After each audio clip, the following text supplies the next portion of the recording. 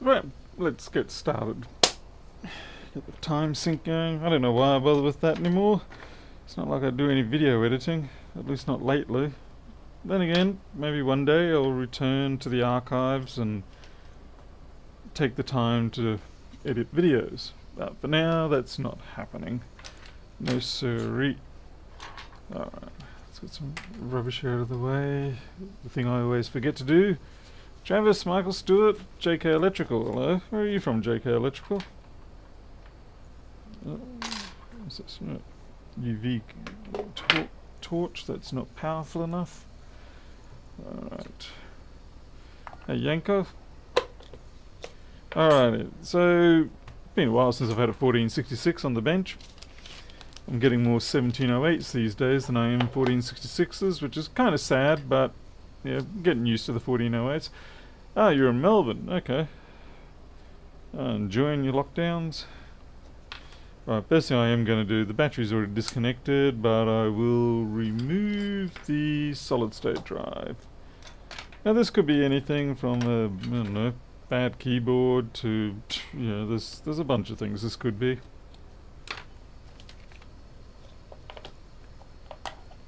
Hey everyone, Gnosis. And, oh, JK, you're not enjoying the lockdown. Yeah, well, guess that is to be expected. We're very fortunate up here, we really don't have much of a lockdown. Hey Ed. Very fortunate that we're up here in the northern inland area. I think I'll take the battery out as well. Just makes it easier for the next step if I have to.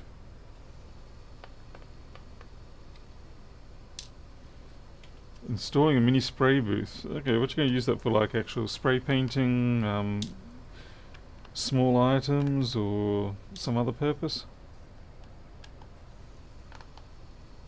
Hey, Travis, I'm Max. So is that everything? Yep, that's everything. Got to religiously mark everything. 822. I had an event, well I am having an event where someone sent me a pair of 1708s and I split them apart. You may remember one of them was the, had the candy soft drink type thing, what do they call it? Creaming soda. And then there was another one that came with it, and I split them apart, and I think I can make one machine out of all the different parts. But the trouble is, just with everything going on, I forgot to mark the keyboard decks with the job number. So I've got to find those keyboard decks again. So fortunately I don't ever throw anything out at this point, so it hasn't gone to the trash or anything. It's just a case of I've got to go around and find the actual original parts. And unfortunately the keyboard decks do not have any sort of serial numbers embedded in them, so you don't really know what you're dealing with. Alright, let's plug this into the MagSafe and see what happens. Hopefully no flashbang or anything like that. Jim Allen. Okay.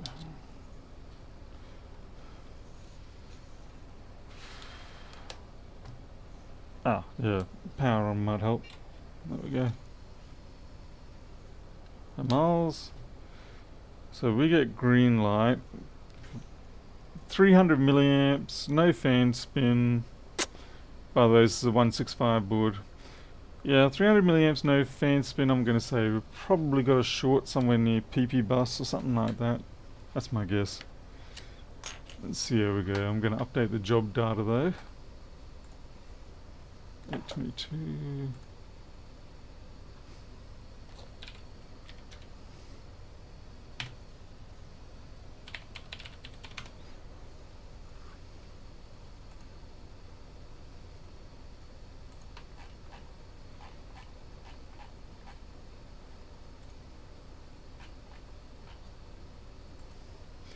Zero.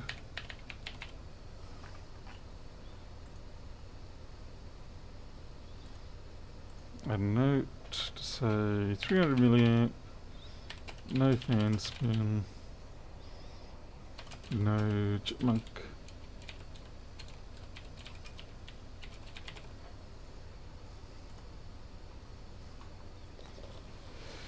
Barry West, do you partake in Hard Rubbish Week there? And those events, I don't know what a Hard Rubbish Week is, so I guess that answers that for you. April Marrow and Morpheus.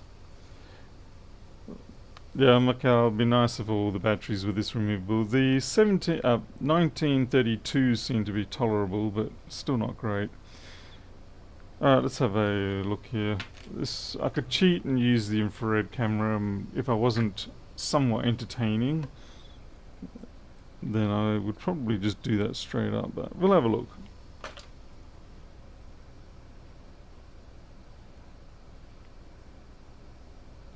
See if anything jumps out.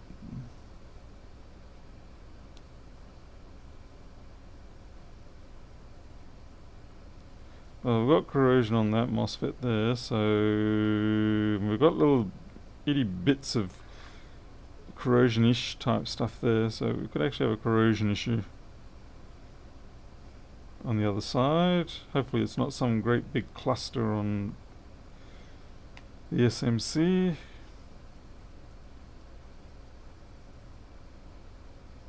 Alright, take this board out. Yeah, it's just 10:15.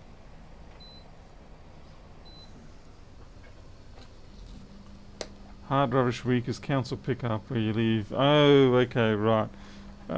We do get a couple of I think one of those a year, but I don't do anything much with it. Oh, Paul Murray, you're getting Starlink. That's cool. Hope it goes well for you. I finally managed to get my provider to admit that they have in fact shuffled me down to a 100/20 connection, which really pissed me off. So I am looking around to see if I can re-establish my 140 or something similar to that. Obviously my streams don't demand that I have that 40 upload. Theoretically, the 20 upload is more than ample. But the trouble is, theoretical versus actual, when it comes to internet speeds, generally tends to diverge quite severely.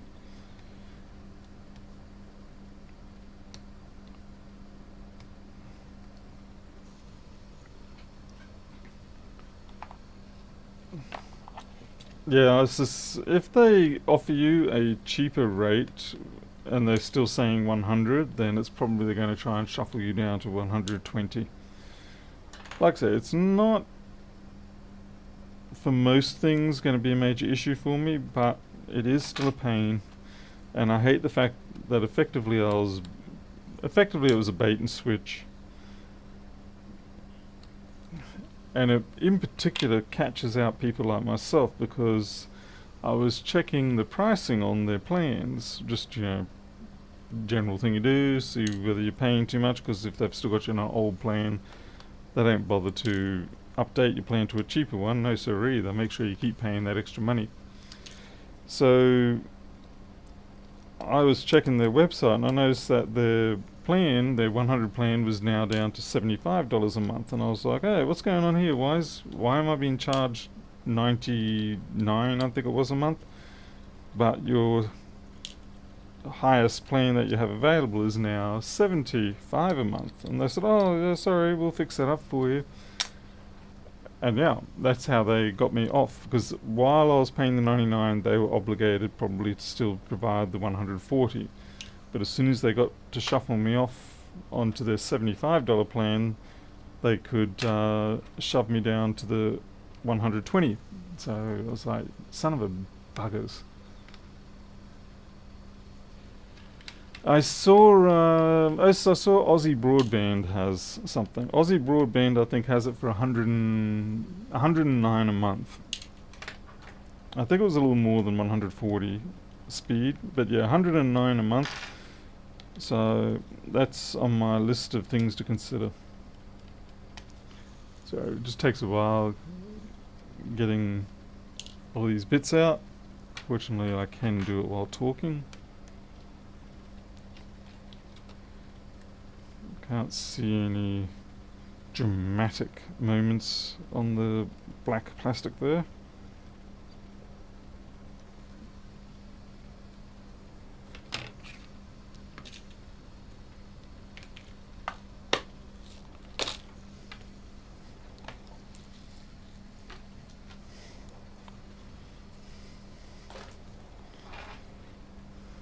Oh yeah. Ah crap. That's right on the CPU. God damn it. And it's around the SMC. It's why is it never straightforward? Hey Wayne Taylor. Wayne, have you been here the last 10 years or so? Because I don't seem you just reappeared finally. Oh geez, this has got corrosion on pretty much everything. Hey Pedro. So, we've got corrosion there, we've got corrosion there. Okay, I said everything, but you know, I'm being dramatic here for goodness sake. Got corrosion there, that's not good. This is a real splatter field. Oh great, we've got corrosion there. Bit of corrosion there. The clock chip. Definitely corrosion there. Yeah, this is a splatter field job. And corrosion there. Blimey heck. Yay! There goes the profitability on this one.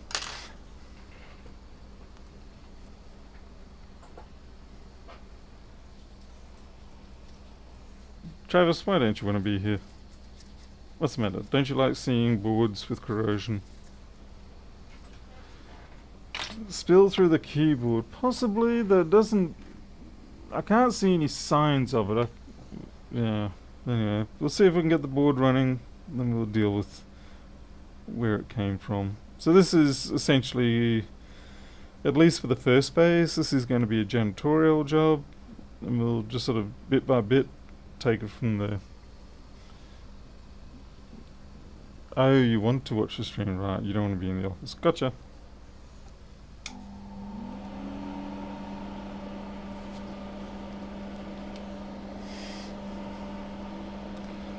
Well, it looks like I was completely wrong in my prediction.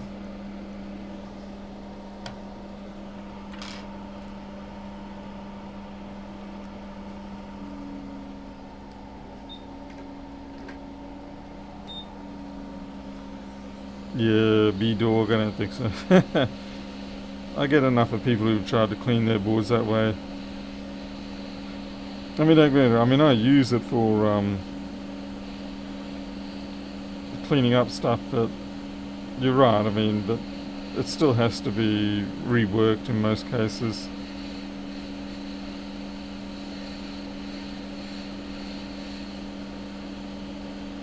Maybe it'd be easier for me to just swap the entire board.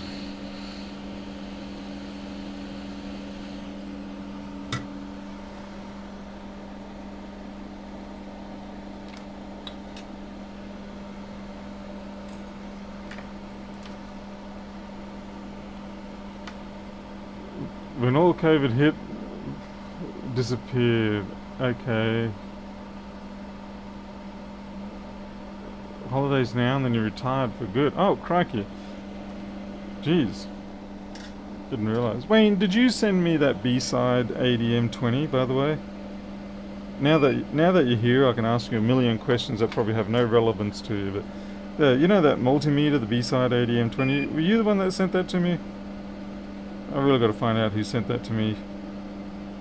It's embarrassing myself that I don't remember. Yeah, oh, jolly good. Thank you. Great. Tick that off.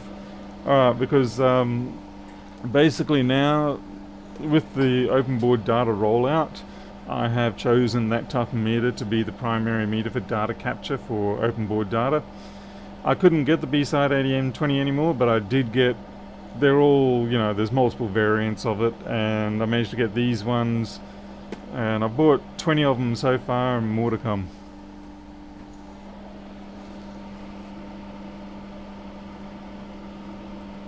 Yeah, things like, what is it? Things like this too. Yeah, the cleaning tips. Yeah, there's a bunch of stuff you've sent. I have to make a better habit of marking on everything that people send me who sent it. I did do that for a lot of gym stuff. But, yeah. Ah. Hey, Promo.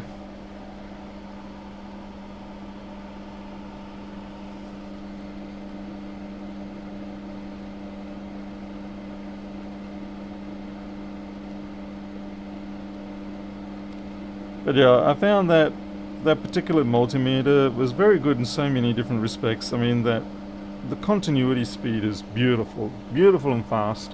It's got the 4AA batteries. It's a stable base when you physically turn it. It's good enough resolution.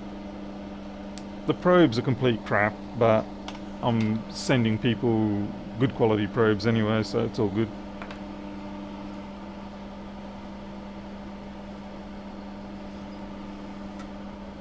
Hey Paul Baker, welcome. Hey Dirk.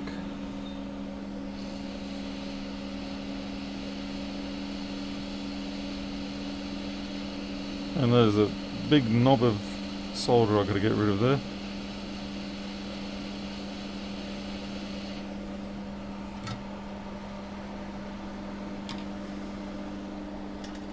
So yeah, it was a good choice. And fortunately the software does work across multiple variants of it. The only thing I have found is that some of them, the B side ran at 2400 and these ones run at 9600, but aside from that, it's not a problem. I'm very happy with the meter. I mean, obviously I'm using the rather moderately exotic benchtop meter myself, but for a handheld one, it's a good meter.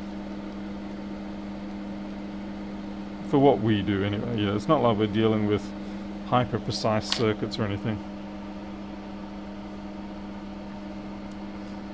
Yeah, Daniel, that's what I'm running.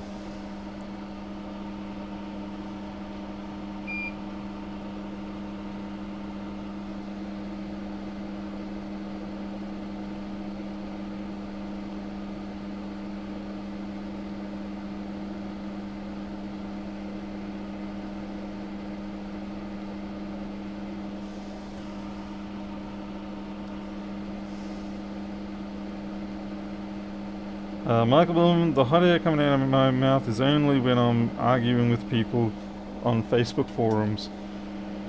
Someone on the internet was wrong, I've got to fix it.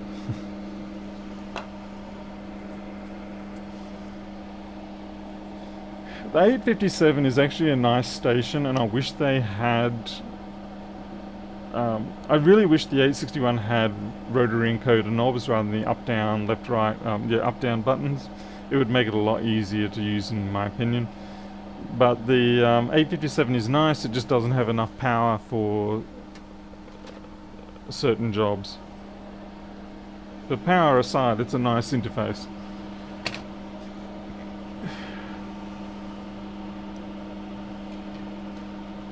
Wayne, why'd you go for 60 volt 3 amp? What's your purpose on those? I used to have 60 volt units, but I actually gave mine away. That looks like a dud chip.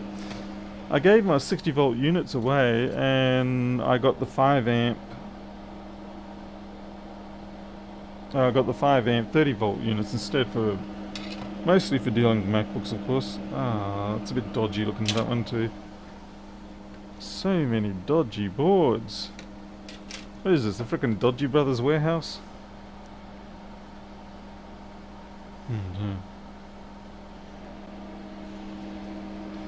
Sugon quick clones. Oh right, you go 56 volt battery, got it, yep. I actually have the Briggs & Stratton 80 volt system, 82 volt system here for my garden gear. I quite like it. It's don't have any trouble with power or anything like that. I do wish I could get some 4 amp modules though, because I got the 2 amp 82 volt ones, but there's a couple of situations where I would like to just stay out mowing for a little bit longer, so the 4 amp would be nicer.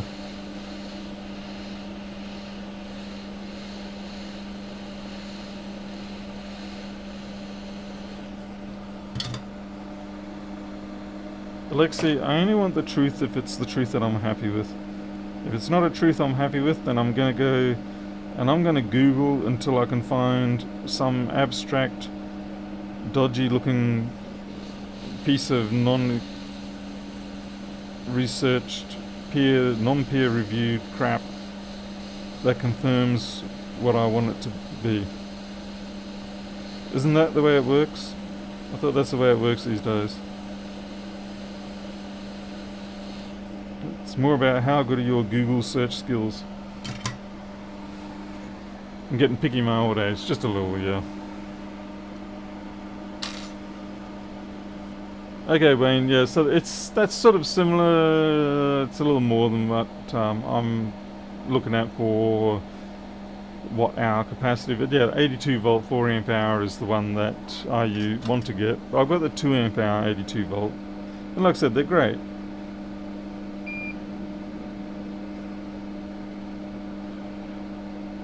Plenty of power. That's for whippersnipping, weed whackers for you non-whippersnip people. No, I didn't even check to see what the... I just blindly put that down without checking to see what the orientation was. Whoops! Hey, Defcom, what have you been reviewing lately?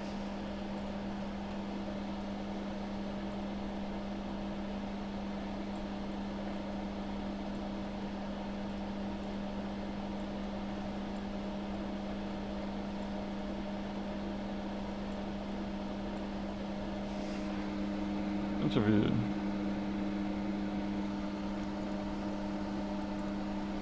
Okay, according to the schematic, dot one's towards the, what do you call it, backlight, so that's fine. I'm doing fine then.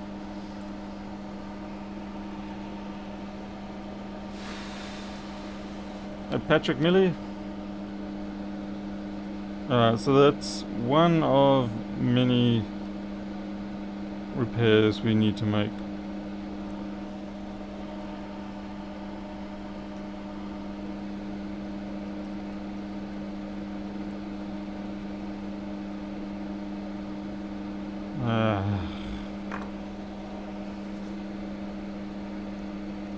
Hopefully the SMC will not be affected. Yeah, I know, I'm a dreamer. Last thing was the JVC copy station. Oh yeah, I've actually seen that one, yeah. 3 hours runtime out of your self-propelled Ego mower of 10 amp hour. That's actually pretty good. I get about 30 minutes out of my 2 amp hour 18-inch mower. I mean, I'm pretty brutal with it.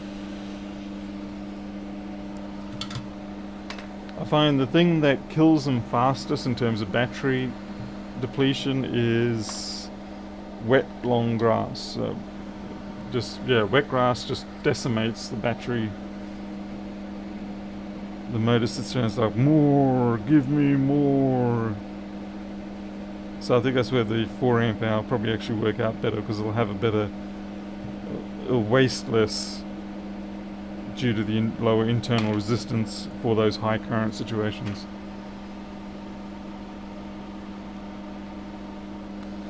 The only complaint I do have with the mower I have is that you can't forcibly make it go into the high speed mode.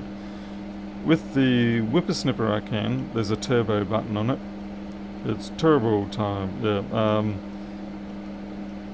But the mower, there's no turbo button, so you kind of have to find a patch of thick grass or something, run into it to get it to fire up to the highest speed, and then quickly race back to what you're trying to do.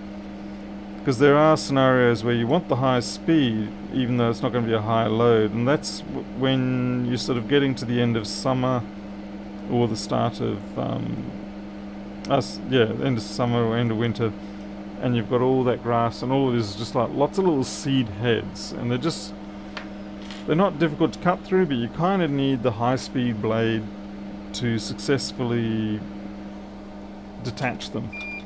Otherwise, you're just slapping down too much. Either that, or I'll take the blades out and really sharpen them up. The trouble is, when you do that, they go blunt so quick anyway. Hit a few rocks and boom, that's it. There goes your hard work on the blade.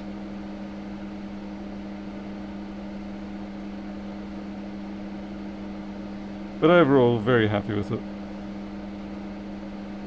And I'm looking at getting the 21-inch version next.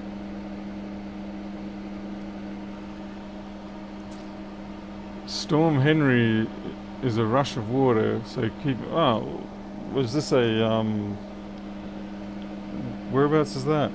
Sorry, I gotta admit I've been a little bit selfish and mostly checking or cheering on the Australian dollar collapsing, thanks to China for saying, you know what, we've had enough of your iron. We're going to take a break. I need the Australian dollar down at around about 65. That would be really nice. For over a year now, it's been higher than this. I think we're at 71.2 at the moment. Tropical storm. Oh, right, okay.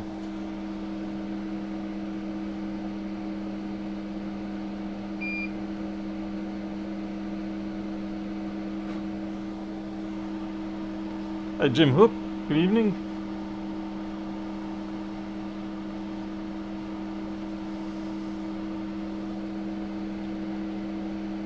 Just trying to see if this is good enough for me to put parts back down on.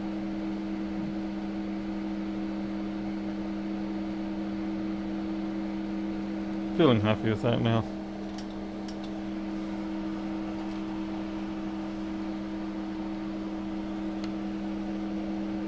The next trick is actually, oh, there we go, perfect. I was about to say, the next trick is finding a set of those parts that doesn't look like they've been through hell, and it so happens we did.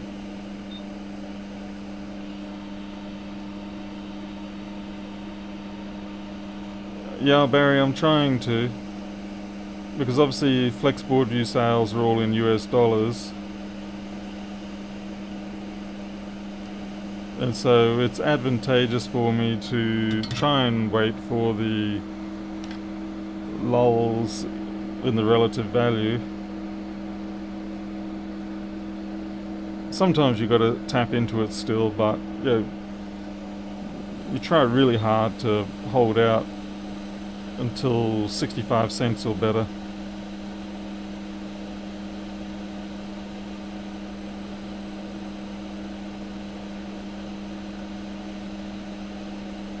Crap, I kind of butchered that a little bit. Oh, don't worry, Miles, I stuff it up plenty of times. There's no shortage of times where I've blown parts away or, made a mess of things, shorted stuff out, put things on the wrong pads. But, like when you're playing pool or snooker or whatever the heck you want to call it, I know there's a difference, but I always forget. Sometimes you just gotta try your luck.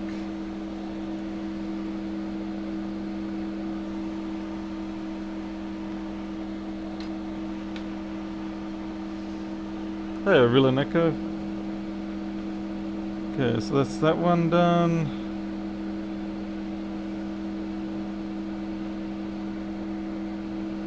Yeah, that clock chip. I'm trying to decide if it needs replace. Yeah, okay. Look, see, it's got green.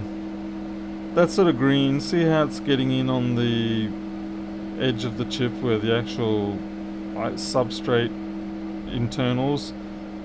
At that point, it's probably better to replace it if you can. So we'll do that. And of course, that resistor and that cap.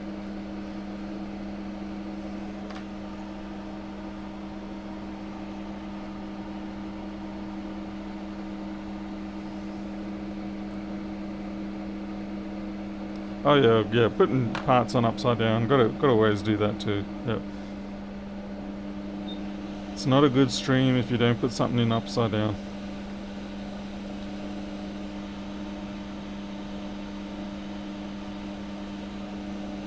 Miles, what battery connector was that for?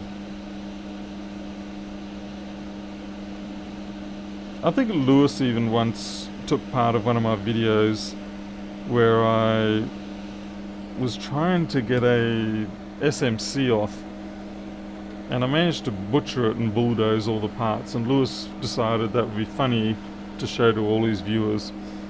I was like, that's really mature and responsible of you, Lewis. Thank you very much. Honestly, I don't know why he pays out on me so much. I just realised I'm out of earbud things, so Q-tips. I'll just go grab another box.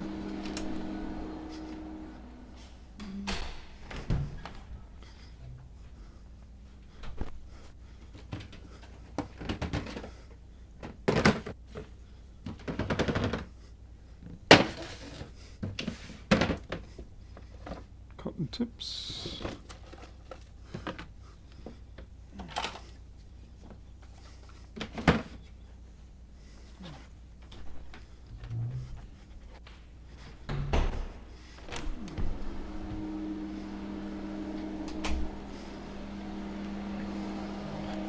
Grabbed a couple of other things while I was in the same box. I've got another battery removal spudger. Let's see, I've got pointy tip Q-tips. These ones, they have the rounded, actually they've got a pointy end, and then they've got this sort of like a large, well, I'll show you. You've seen them before, but I use both. So as I see, pointy tip, and then looks like one of those things they used to use to douse in burning oil or lamp oil or something, so you can go through the caves with a light.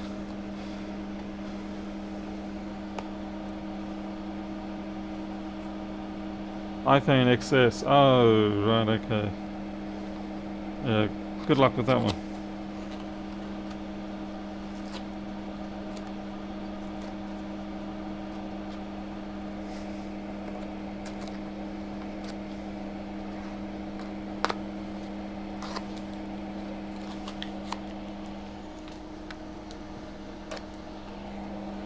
I tend to buy these ones because they've got paper or cardboard stalks on them. They're not plastic ones. I don't like the plastic stalk ones from an environmental perspective.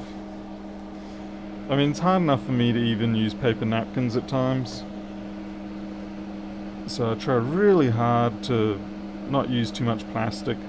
The amount of plastic that we use for shipping screen for iPhones and things like that drives me insane. I would prefer it if they could just ship it to me with cardboard separators or something like that. But anyway, I suppose it's better at least that we're fixing the screen on the phone rather than replacing the phone. It just seems like a simple step to make that a little bit better again. Did I make a mistake there? I think I didn't lead that up. Definitely didn't lead that up. Can I have some assistive heat, please?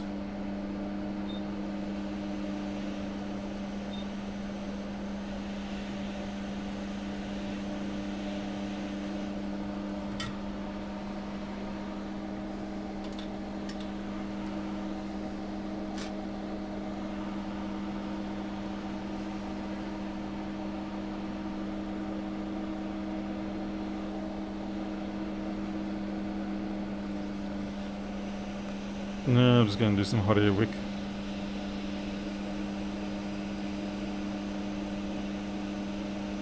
I tried some normal wicking the other day and just tore pads off, so I just thought I'd try, see, whether I was being stupid, constantly using tweezers and wick. But I was like, nope,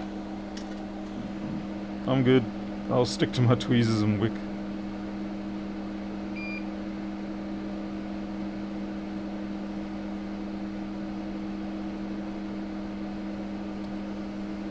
Damn it. Always too much. And you never get enough on these pads.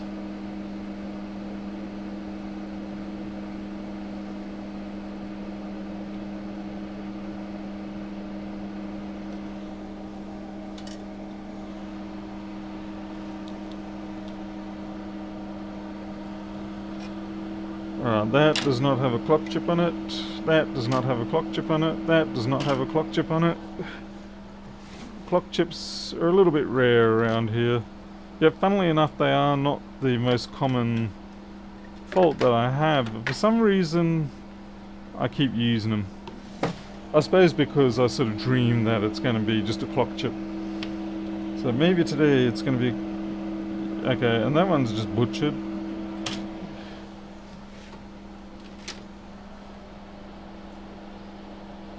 No clock chip. Clock chip. Wow. Steve, I'll try not to. Damn it. Look at that, ain't that pretty? I can tell you right now that that is a clock chip that I'll probably put on. It's not a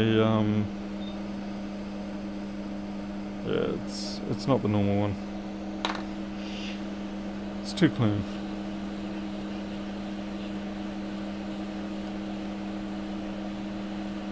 This is probably one of those boards, probably a 165, that suffers the dreaded spin for 10 seconds and then stops and does nothing fault.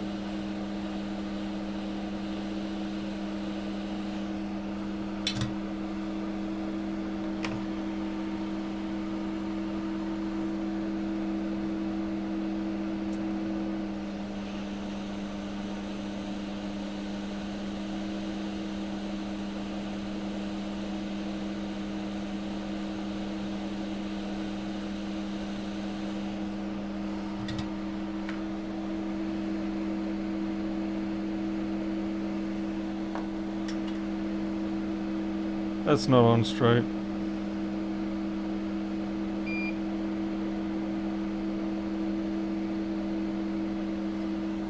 I am aware I've still got 2 parts to put back on.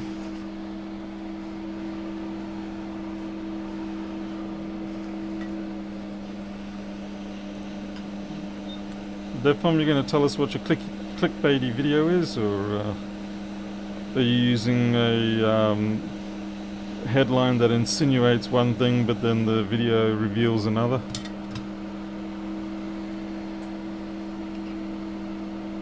I noticed they actually do that trick a fair bit when it comes to electric vehicle or renewable energy websites. They write a headline that insinuates that the truth has come out and it's all a big lie, and there's no energy savings and it's actually worse and all that sort of stuff. And I suspect it's intentionally doing that in order to get the haters to jump on, as if to go, haha, we told you, and then they get the sad reality thrown at them.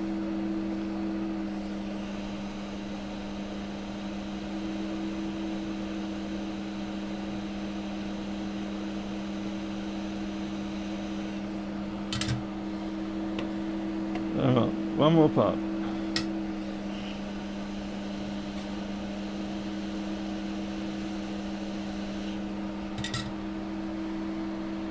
Hey, 555's here. Hey, 555. Oh no, you did not do the simple trick thing, did you? Oh, man, how will you sleep tonight? How will you live with yourself?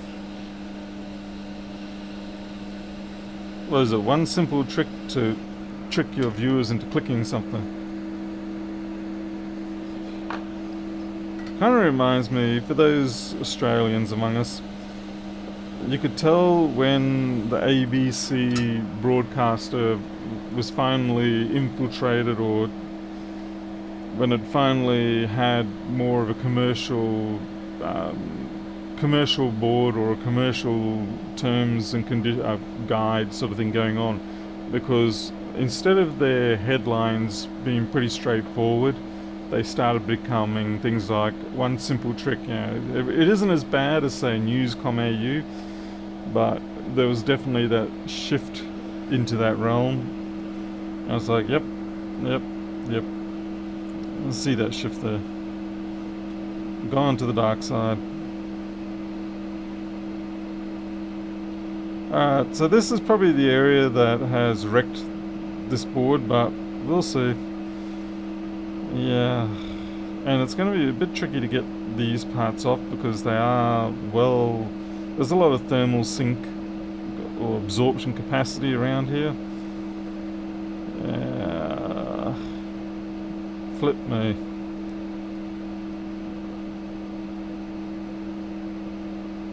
I might actually pre-brush this one with the alcohol. Hey Tony W.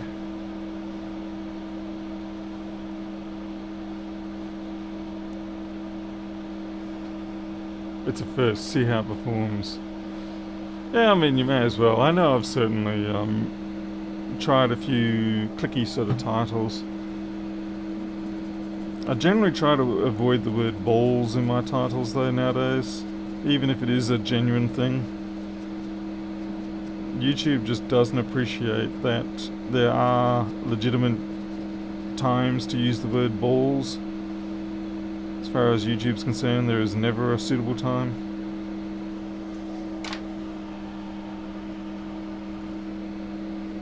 Lost its drive. Oh my goodness. That's terrible. I'm not even sure that's dad joke worthy. Yes, spherical objects, something like that. R to the 3.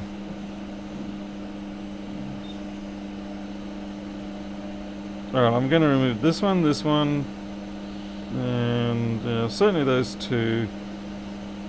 Now, they're probably not damaged at this point, as in they're not faulty at this point, but they have the potential of going that way, particularly this one here.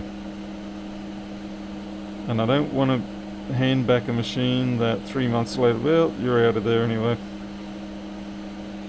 Yeah, I don't want to hand back a machine 3 months later is going to die because the caps decide to have a bad dagger. That's it.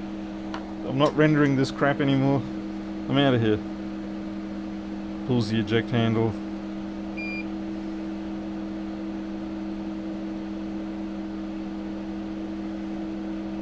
A little worried about how the corrosion has gone down into these via pits. Hopefully the ultrasonic cleaner will get in there, but there's no guarantee. It's not a good thing.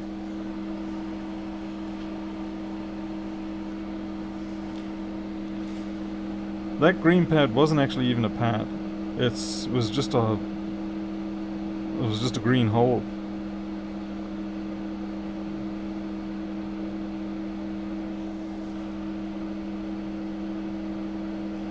Just check the end caps on these parts, these resistors.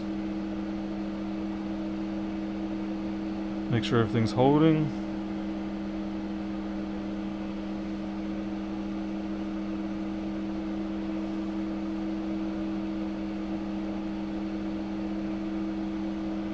It's a good test. If anything lifts up or moves around when you're doing that, then you know you've got yourself a dud.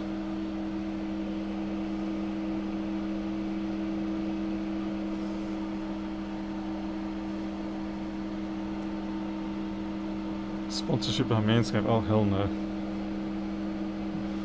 Seen those ads, I'm like, what the hell?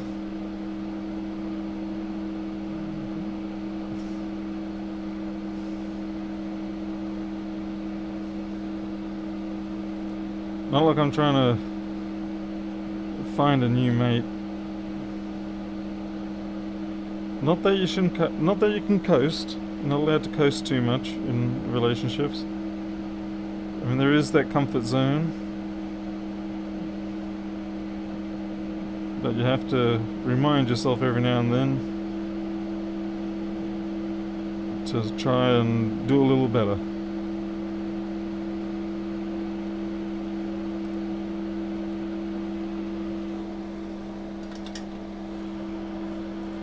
Hey, Solaris.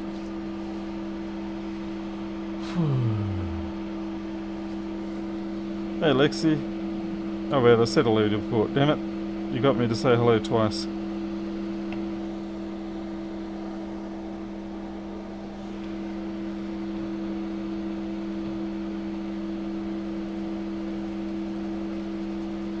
This will trigger our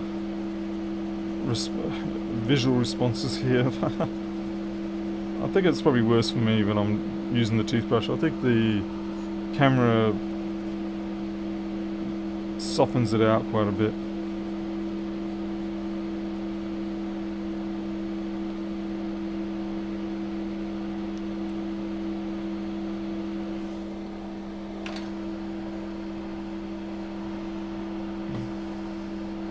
Keith, well, look, honestly, if Tesla or SpaceX came up to me and said, we'll give you a Tesla, we'll give you a 3 Series, just to whatever, then chances are I'd probably be gullible for that. I'd probably get suckered in for that, I gotta admit. And because it's something I actually want. And I don't have too many qualms.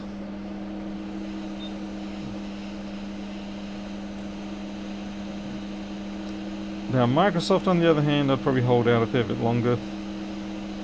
If they said, we'll give you a free Windows 11 license, I'd be like, yeah, no thanks, mate.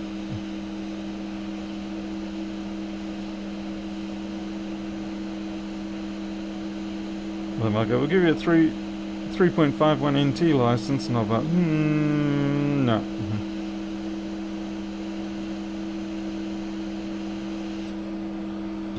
We'll give you a free A+ certification without having to do the exam.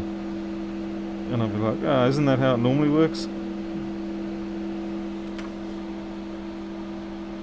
Sponsored by Apple, ooh, harsh.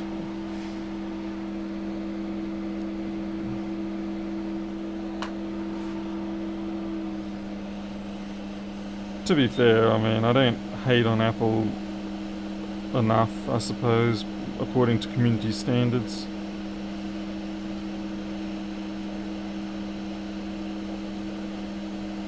I like to differentiate between their products versus their business practices. Alright, I feel like I removed something else and I don't recall what it was. I'm in trouble now. I'm in danger. Let's see. Oh, nasty. Okay, we've got 2 holes. Is this a 165 though? No, it's 3437. There can be enough variances between the 165 and the 3437 under the CPU area with things like just the various IDing resistors and stuff like that. But when it comes to sort of sniffing around in that area, you probably do want to actually make sure you're using a 165 donor board. This one, on the other hand, looks like it's been peed on by some dinosaur.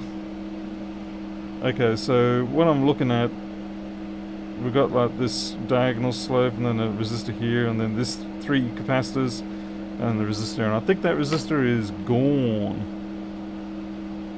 Diagonal slope through, yeah, shite.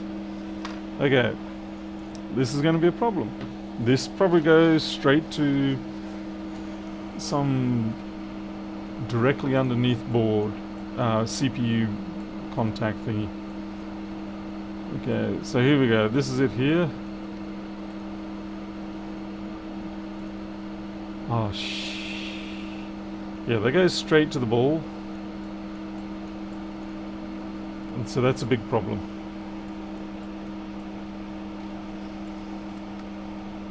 At least that one is not a problem. That's 3v3SO. So what is this? This is Thunderbolt Sync DDC data. Thunderbolt Sync 1. You might be able to live without that, but we're probably going to have to dig.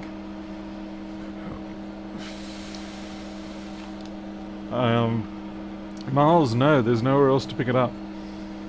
Basically, that's the CPU ball, and that's the pad, and that's the only connection there. This red line simply is just going to the top side view. So yeah, we have to dig for that one.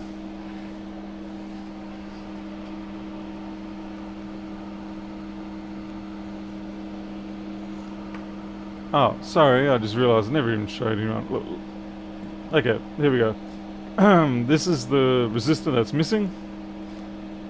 And yeah, it just goes straight to a CPU ball. There's no other connection. A 3v3SO is no problem, we pick that up everywhere. But that data line, we got to dig.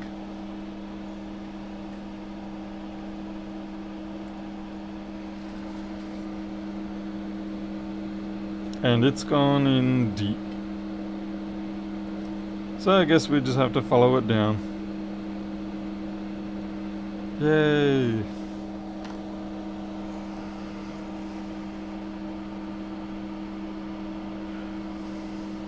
Oh, you go. We'll try get it. We'll try get it. Even if we've got to go all the way through.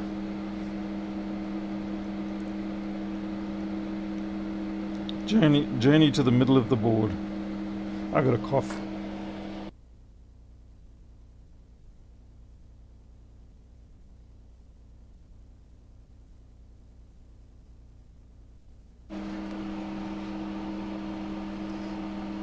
Hey, Laurier.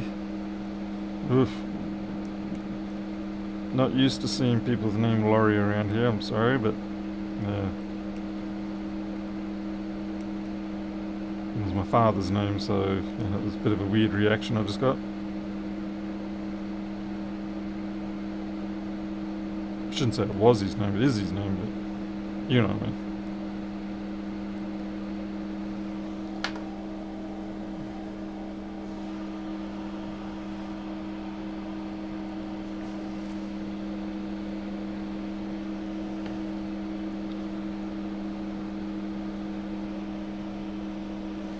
Okay, let's see if I can find a tweezer that can do a better job. This is a single tip probe.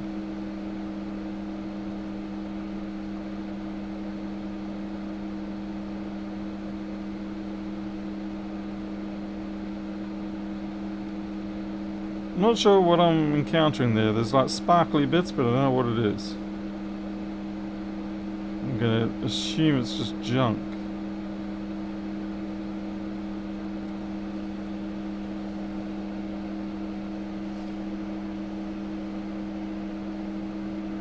Okay, I think what we've got there are the remnants of the pad that was. So if I dig any further, I have a feeling that, yeah, there's no stalk going any further. I think it runs up over here.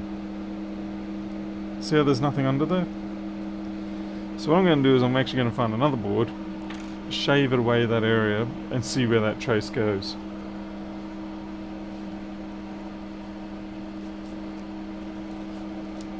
Rather than actually attacking this board.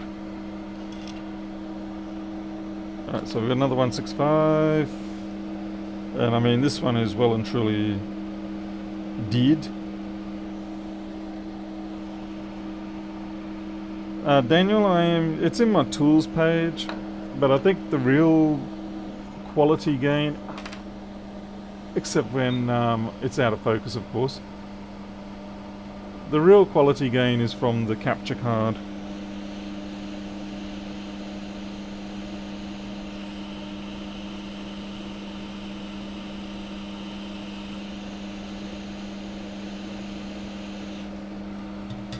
I mean, the camera certainly you have to have the quality to start with, but I do find that since I've changed over to this capture card, things are certainly better again.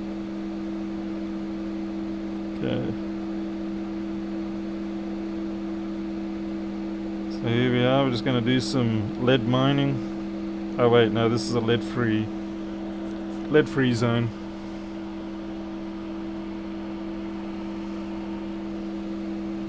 I do have a 0.7 Barlow.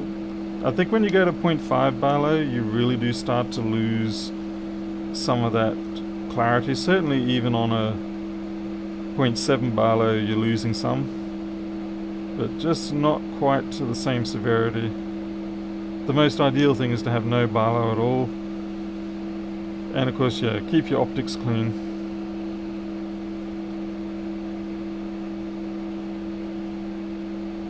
Just going to shave all of this off. Okay, so see this, that there is a normal stalk. This one here is very broad, so I don't think it's actually going to go down more than just that first layer. The question is, where does it deviate off to? So I feel like I'm a human microtome here. People who do biology will know what a microtome is.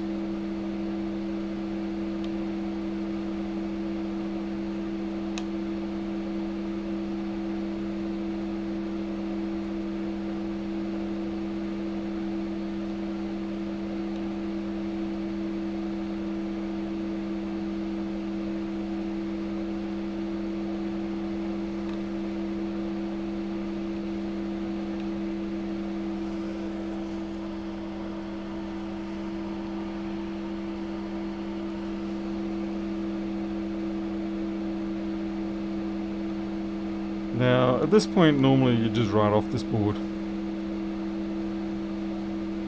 But I'm doing it for the interest's sake.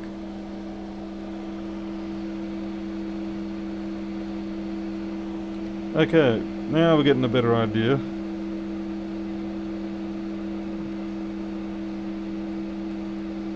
So it looks like it deviates up, and then you can just see the ball there, I think.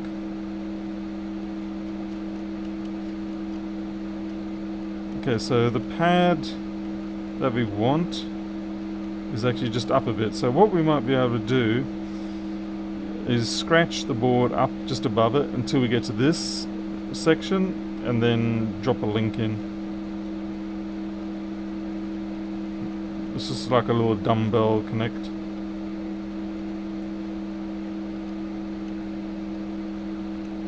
Yep, that's what it is. And it's just on that first layer down. And then this one here takes it down to this area over here, which I'm pretty sure is going to be the CPU ball if it had one.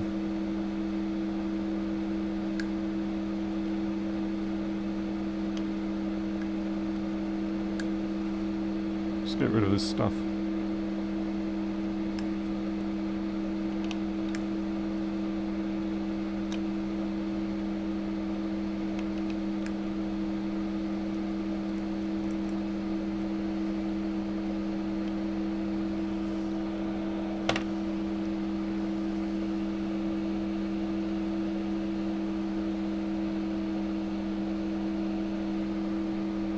Oops, sorry.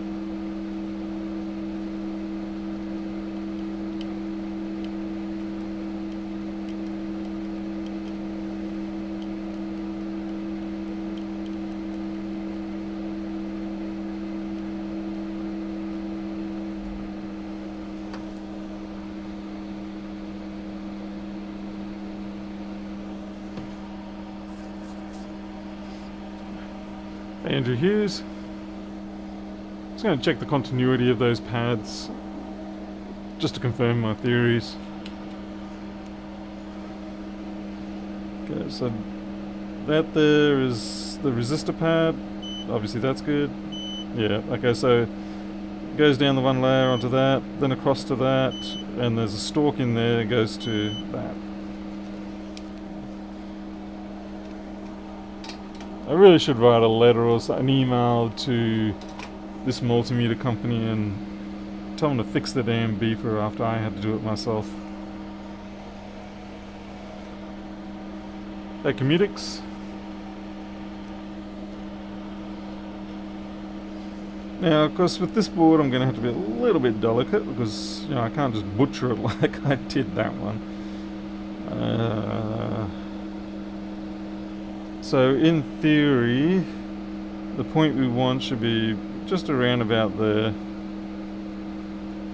So once again, we're going to just do the slow shave and hopefully not stuff it up. Very easy to stuff these up.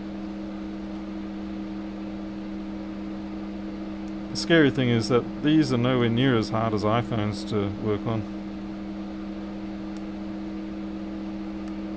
Yeah.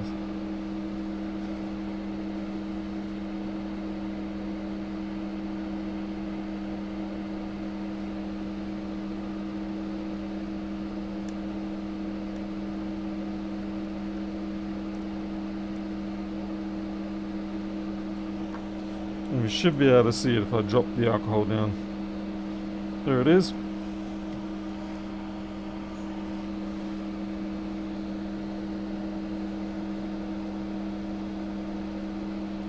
We'll just scratch down to that.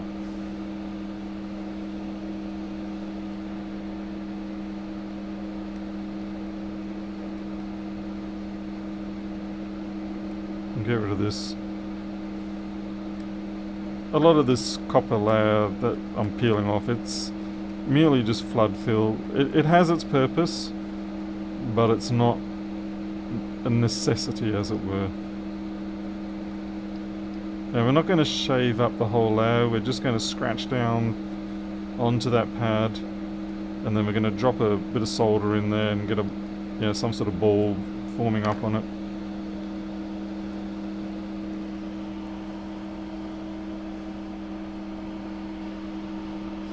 Hey, Smeller.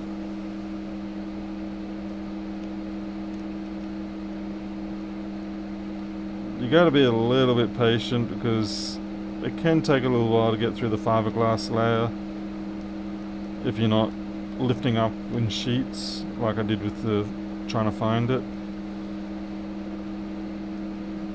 So you just got to take your time.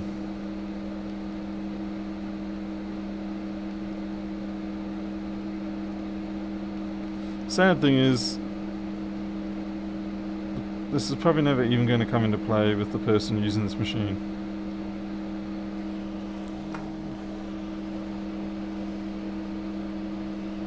There we go.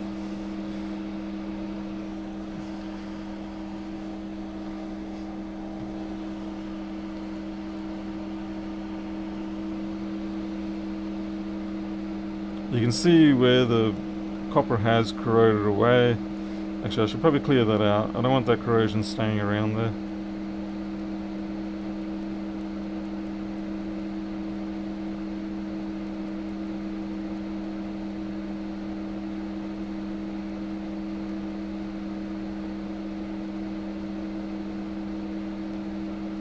Just keep hacking away at it until you pretty much stop seeing that orange goo coming off. Just get rid of this little piece of copper.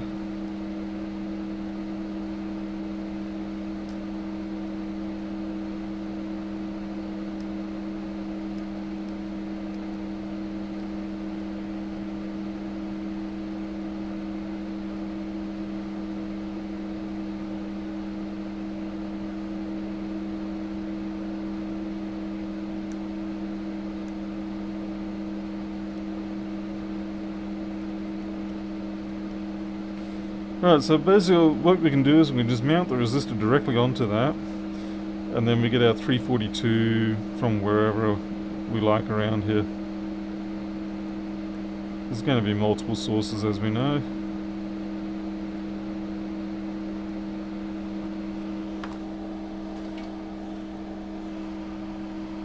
Use a Dremel. Dremel would probably eat halfway through the board before I even realised I've touched it.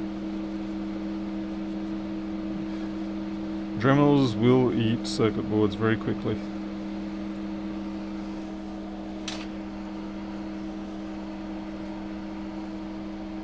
APR.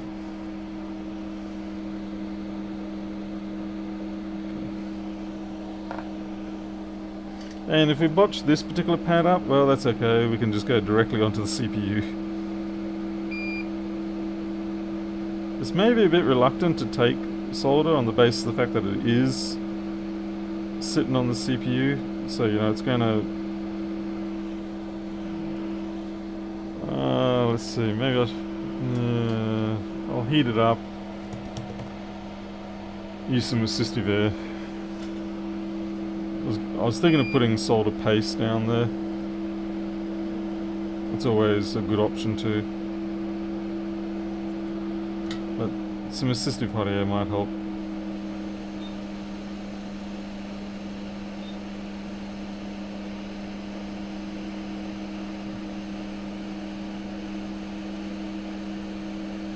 Damn it, no. Can't get the angle I want. Paste it is. Or a ball. A paste or a ball, I'm fine either way. Actually, I'll steal a ball from...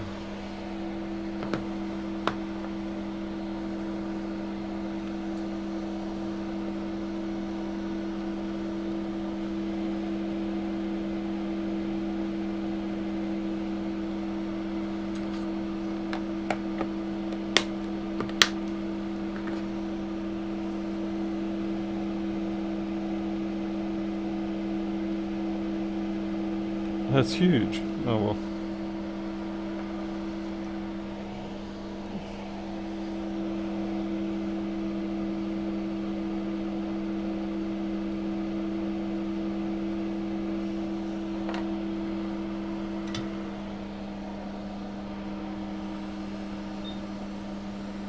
Hey, 6 skills.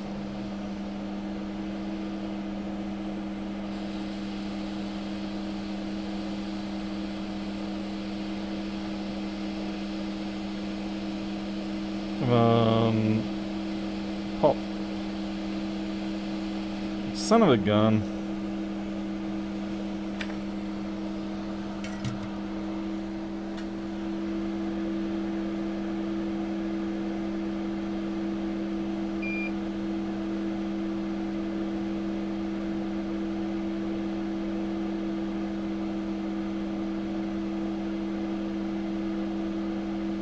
Finally.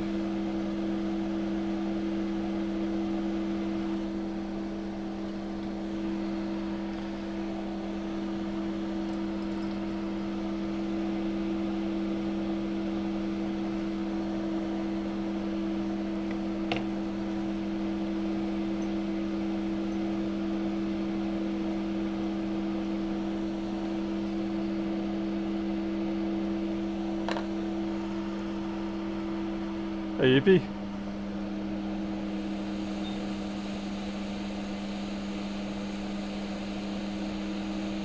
And we've still got more corrosion after this to fix. Like I said, realistically, because it's a multi-part, multi-corrosion issue, if it wasn't for streaming, I probably would just simply drop a known working board in there and reflash it with the serial number.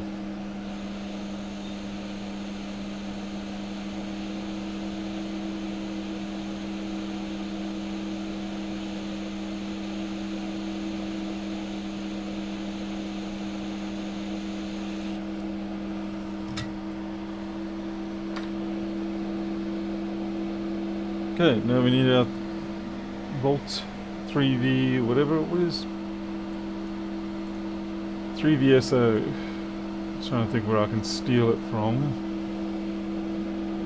Ideally I should be able to steal it from the neighbour, but they've corroded it away as well. It does make me wonder whether I should search for it though.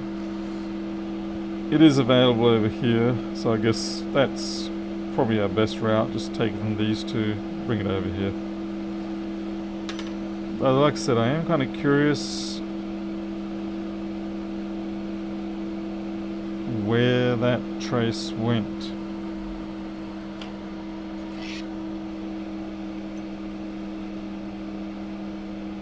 Okay, obviously you're not the one I hacked up.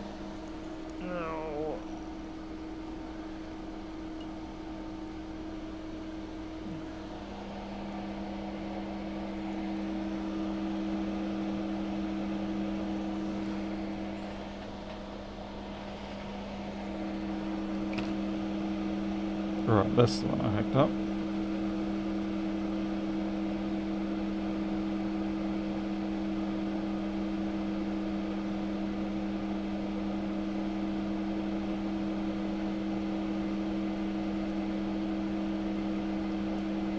Right, the 3 volts I'm after is somehow gets into this area.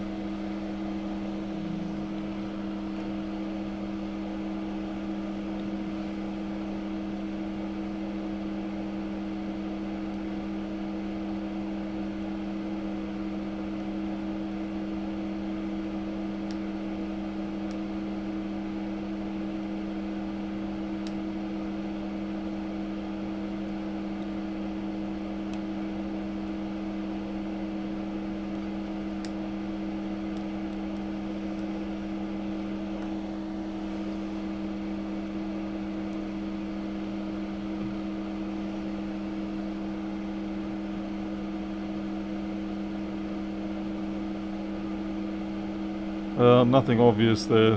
I think that was it, maybe. So yeah, it's going to be easy for me to just pick it up off these ones over here.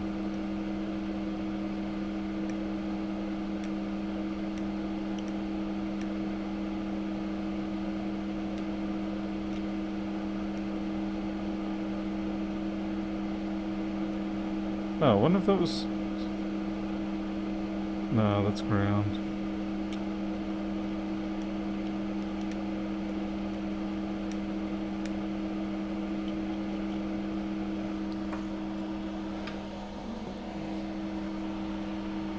Blade getting blunt? Yes it is.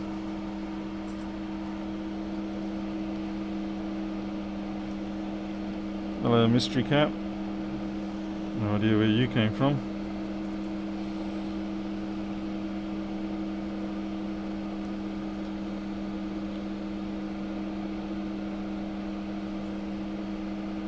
Okay, I'm a little bit perplexed here. It's almost like this flood here is all...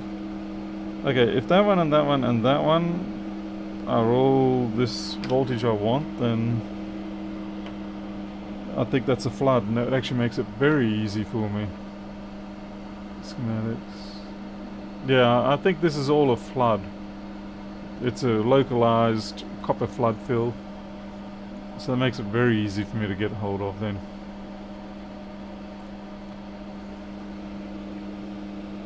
So all I really need to do is, funnily enough, that bit of copper I scratched back there is the 3v3. Just wasn't expecting that. 90% of the time it's ground. We can confirm this though. We'll scratch this back a bit. And it's either going to be ground or it's not.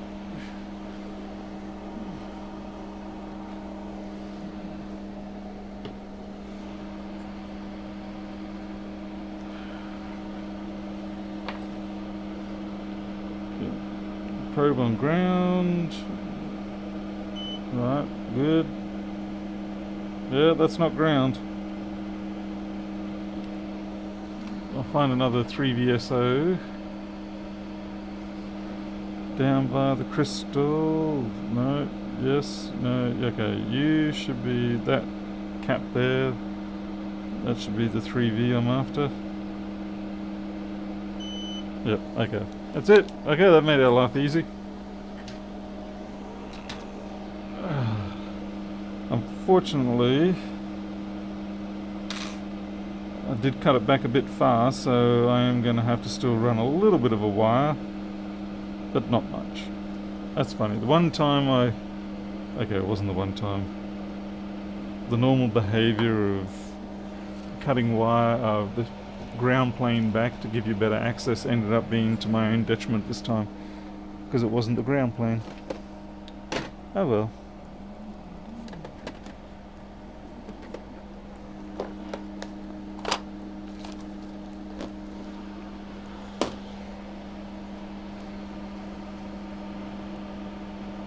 Hey Teresa.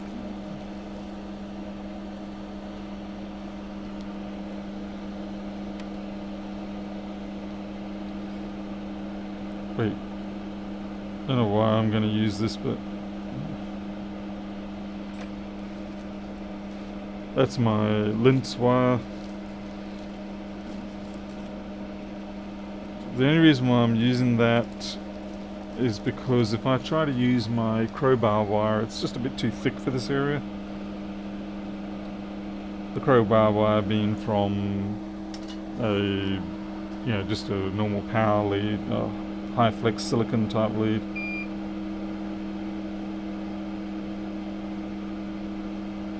I think what it will do, however, is prep the end of that wire so I don't have to put too much pressure on that resistor, because it's obviously only holding onto that board with that one end. Okay. So we don't want to be trying to grind off the insulation using the resistor. So we'll do it just there. At least the nice thing with the lintz wire is that it's very quick to let go of its insulation. Unlike most enamel wires, which you kind of have to fight a bit for.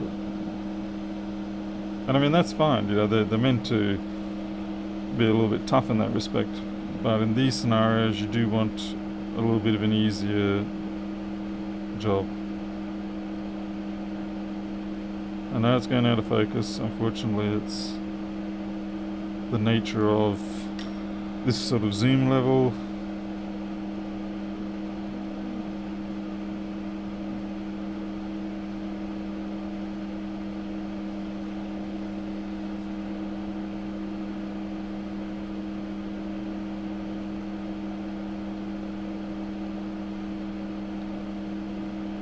Paul's now getting into the picky phase.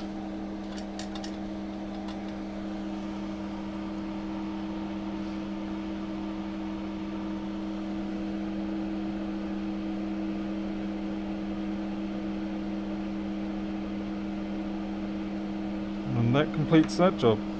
Or that phase of it. Alright. Well, wasn't that just a bit of butchering?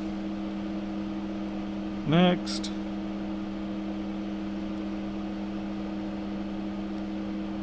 Okay, so these two chips definitely have to take a hike.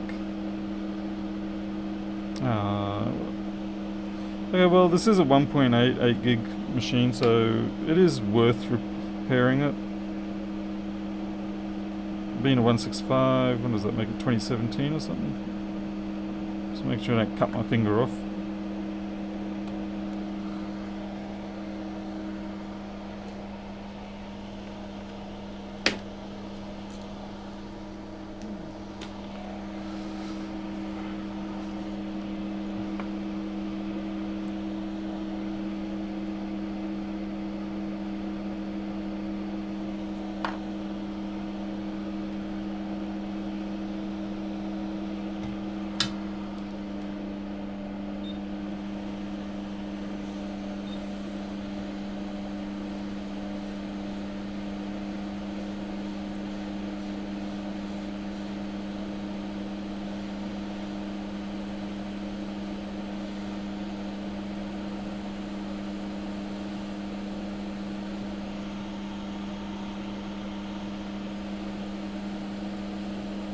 Come on.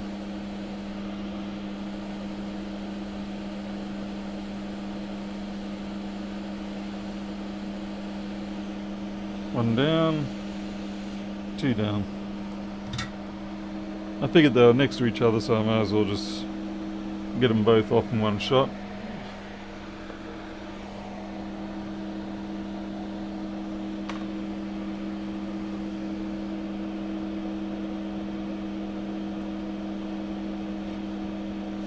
Okay, a bit of 80-20.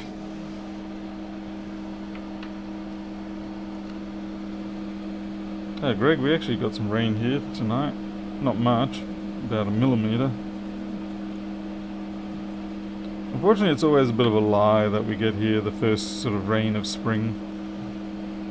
It gives us that little bit of rain because of the transition, but then for the next 3 months, it's just hellishly dry. But it does try to lie to you. It says, look, spring is here, you can rejoice, here's some rain. And you go, yay! And then until December or so, usually Christmas Day oddly, you get nothing.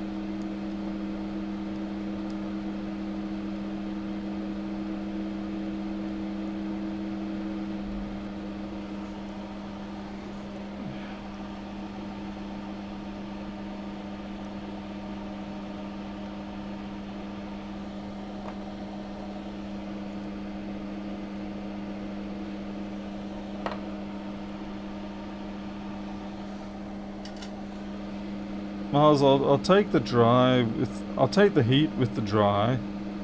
What I really hate and what's really tough is when you get the heat and the humidity.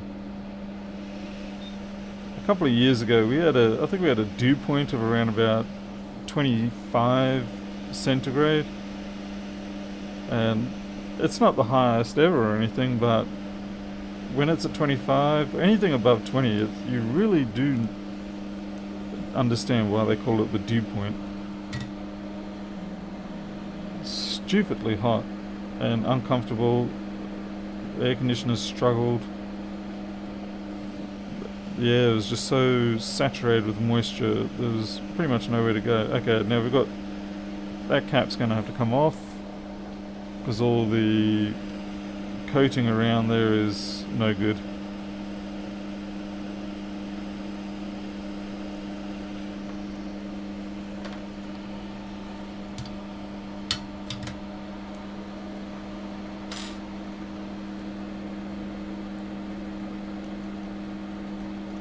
Yeah, look at that train wreck.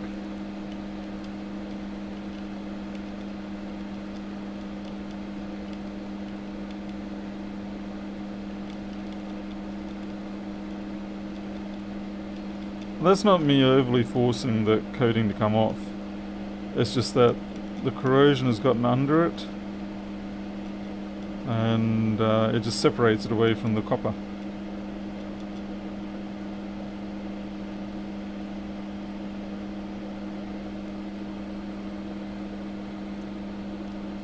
Oh, by the way, painting started in the back patio room, and tomorrow hopefully will be the start of breaking down the wall to make the larger bedroom. So things are starting to happen, but by gosh, it's taken a while. But at least it is happening.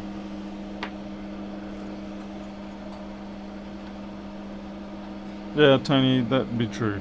It would be very much like India, which is why I don't live there. I can enjoy the food, but I can't enjoy living on the equator. Living in Kakadu National Park area was bad enough. I don't really care to do it out of choice anymore. Some people love it, of course, but not me.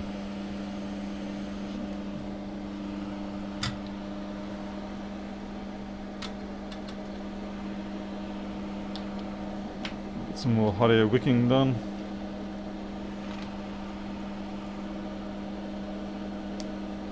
Yeah, Jim, it is progress.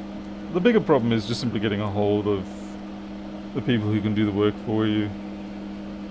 If there is one thing that's happened with COVID is people who are involved in as electricians, plumbers, builders and things like that, they've probably got more work they can handle at the moment. Because everybody's at home and thinking, hey, well, let's fix up the house or whatever. Okay, I shouldn't say everybody, but a lot of people. More than there were before.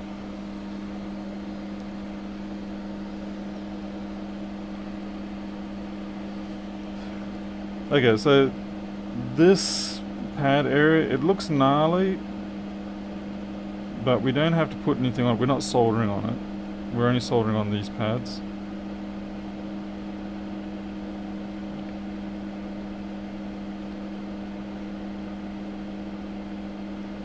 So when I've done this, I can just put some green UV or blue UV in my case back over it, and it'll be fine.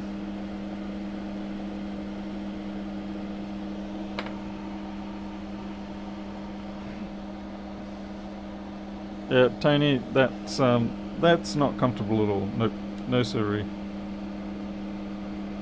I mean, I know certainly after a while you do get slightly acclimatized to it, but it's still a big fat no.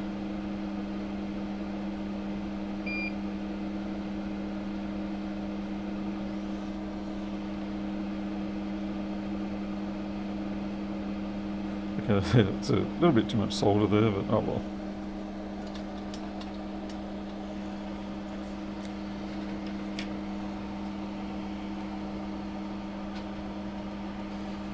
Eddie, find too many screen assemblies on eBay that are damaged or not working, and if you find a new or good one, they want even more.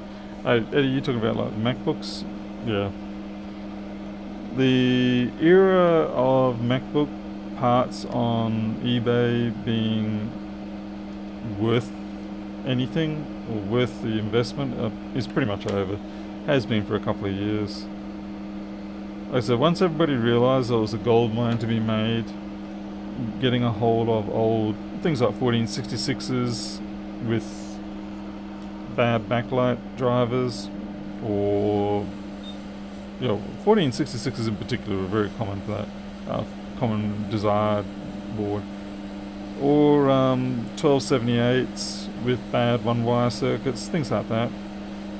Once people realised there was a killing to be made and it wasn't actually that hard overall to do the job, then yeah, that market all of a sudden became very expensive to go looking for bits in.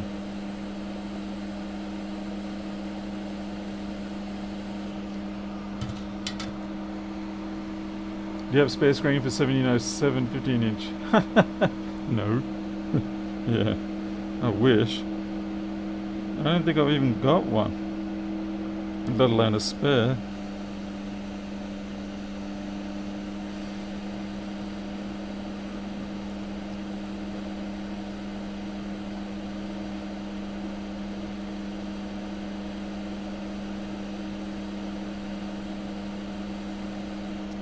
I'm still begging other people to give me stuff.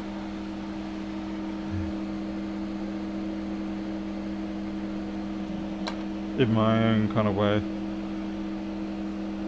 In my Steve Martin tell a sad story kind of con artist way.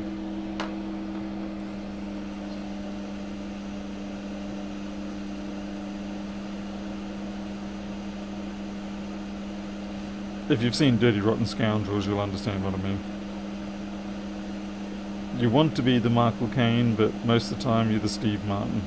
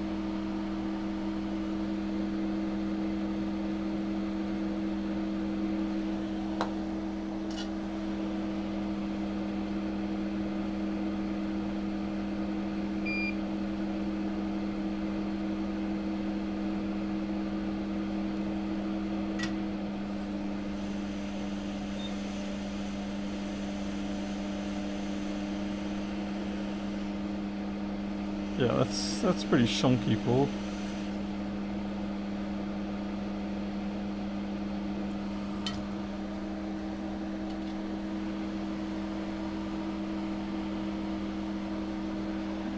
The lady in the movie, yeah, I don't think, I don't have a chance of playing that part. She was the true deceptor.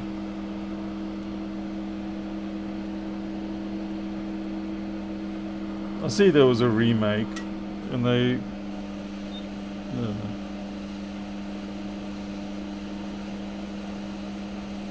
and it didn't seem too bad, the remake. I guess it would have been nice, though, if they had a cameo of Steve Martin and Michael Caine in it.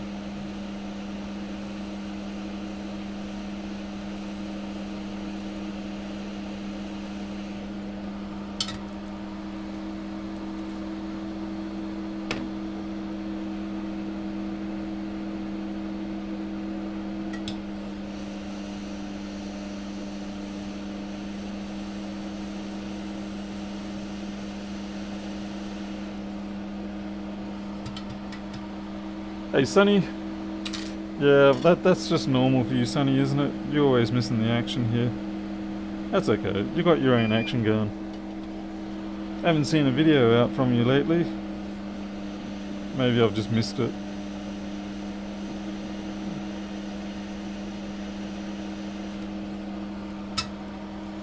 You missed the CPU digging. That was probably the best bit.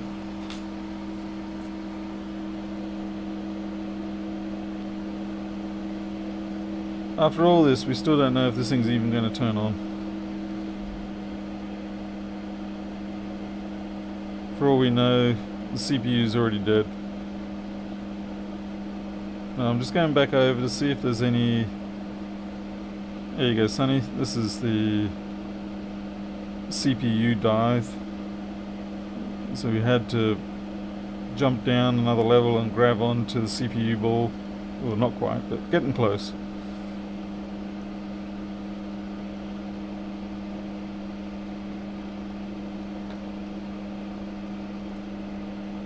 There's so much crap running around on my desk. That'll teach me for not cleaning up after myself.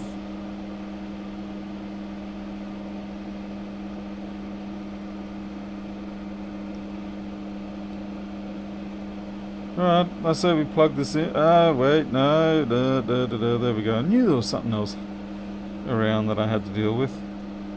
Ah, yuck. Hey Jason, how's it going? Jason, I've still got a machine here of yours that I've got to send back, I think. I know you... I'm pretty sure you want that one back.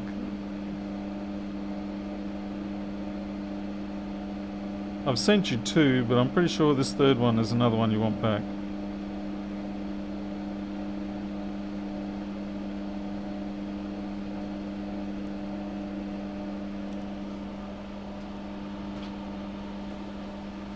Probably. that's very convincing. Maybe I won't. Maybe I'll just hold on to it until you go, oh, by the way, I need that one back. At which point I'll be like, oh, yeah, okay, there's like 60 parts missing from it.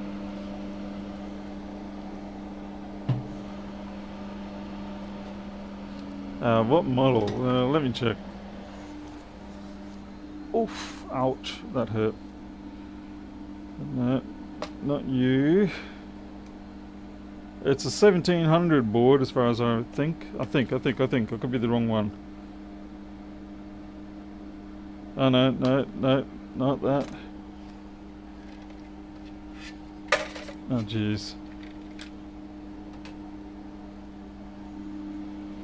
Okay, well, Jason, there's all these boards. These are mostly 1398s. Job 668, by the way. And it's a 1707. Yeah, Job 668, 1707.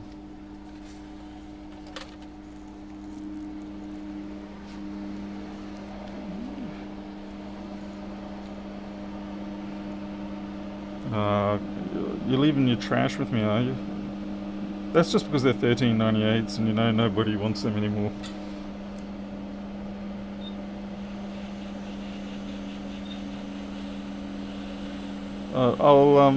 I'll put together oh man, that just broke off too easy. I'll put together a list of what's still here and I'll let you decide what you...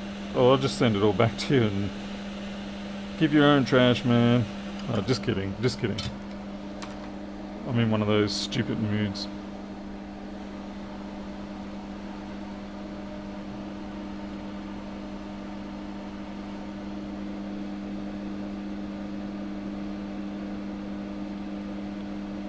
Yeah, another possible dig down job.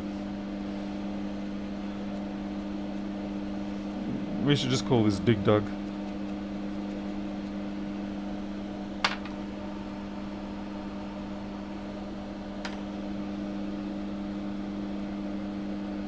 I know I was supposed to try and get 1 or 2 of those working, but they all just were... Well, it's precisely why you probably sent them anyway. They're all just pretty much train wrecks.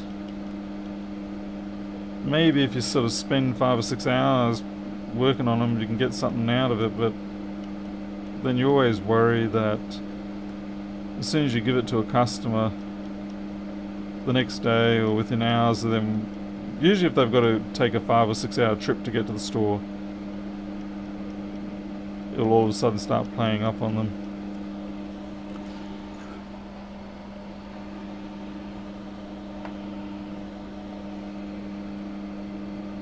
Because you know that's how it works. Hey, Phil Pritchard.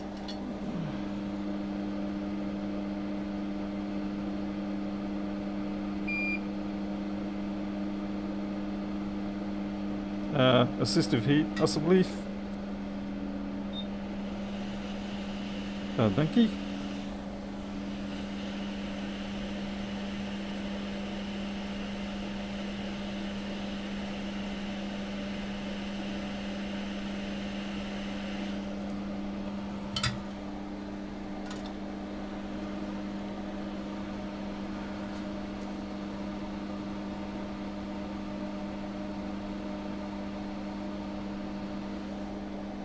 Jason, I'll have a check. I've got no real way of testing that 1707 screen, but it probably is okay, so I think it might be best I just send you the chassis.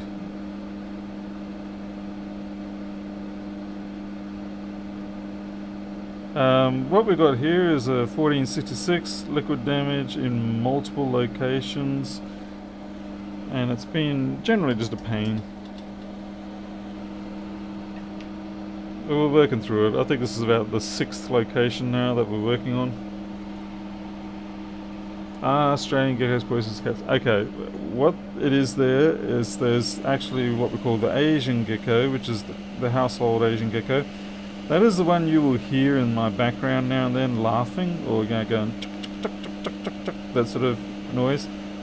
And they do have a bit of a toxicity. It's not bad, but it will make cats sick, as in they'll throw up. But it generally doesn't. It's not like a poison or anything like that, if that's what you're worried. It's more just it makes them throw it back up.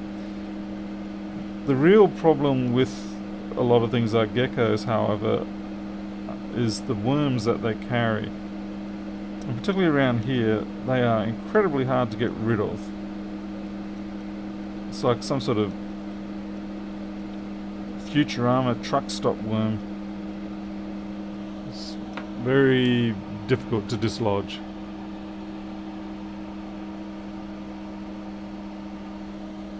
But the Australian native geckos, on the other hand, perhaps aren't so distasteful to the cats. But then obviously I don't like the cats eating the geckos in the first place. Or anything for that matter, other than the food that we give them.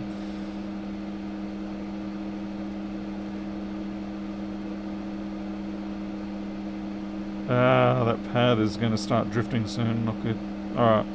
So we've got to reconstruct this area. We're kind of one pad short, but that's okay.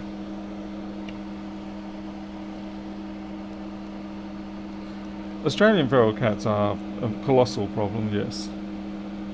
There's no denying it.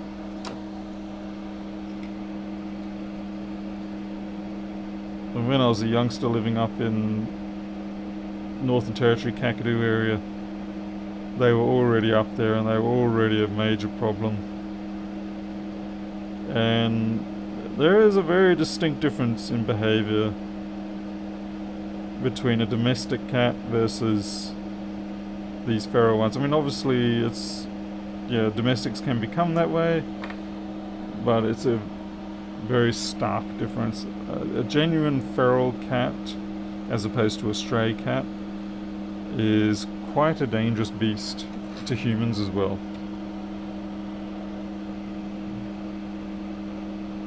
Alright, so what am I after? Big plus whatever's around.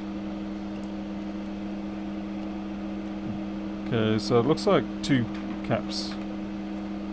Or is it just the one? That one and that one. Smuggle you some kookaburra. Oh, hell no.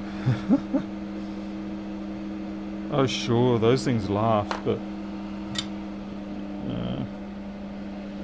not keen on getting on the wrong end of that beak. To be fair, they're not the worst. The kookaburras? No, the corellas, I think it is. They're like a white cockatoo, but they've got a terrifying beak on them. Since someone was unlucky enough to have one of them bite right through their glove, through their hand.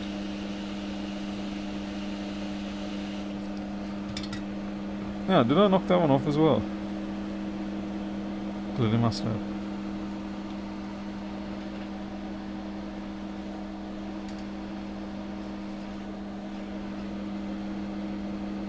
With the foam slice, and that's just practice. But not from circuit boards, funnily enough. It's practice from model aircraft.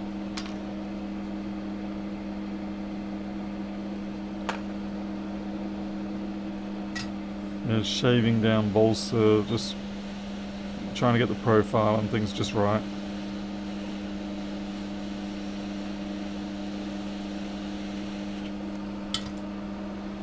Sadly, I had to throw out a bunch of balsa kits today. They've been sitting in the shed for the better part of a decade. And the weather had gotten into them. Yeah, even though they were in plastic bags, just, things bite through the plastic and then it's all over from there. I think there was one kit that was salvageable, but then you do wonder whether the bolster itself may have become too brittle over the years. It was one of the ones I designed. It was called the Slipso 400. It was a entry-level pylon racer, electric pylon racer. I think I sold, about 600 of those. It was quite popular because it was simple, didn't cost a lot, it had acceptable performance, and you could upgrade it if you want. You can go from, at the time I designed it, it was meant for brushed 400 motors, and people started upgrading it to brushless motors. There's some pretty ludicrous speeds some people getting out of them, and you could always carbon reinforce the wing, and yeah, it was a nice little plane for experimenting with. Okay, we're just using a solder bridge blob there. Hey Joshua.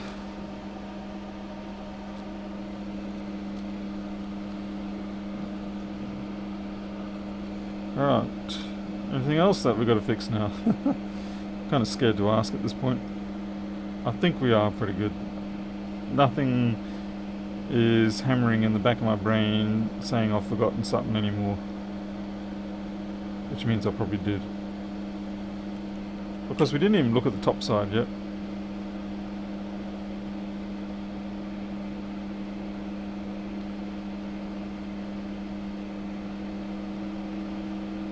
Yeah, there's a bit of junk around 342, but it's... Let's see, is that corrosion? That is corrosion. We'll replace that cap because that is an important cap. And when they start having what looks like tin pest on them, even though it's not, but yeah, if it has that tin pest look on it, then it's probably not a bad idea to change it.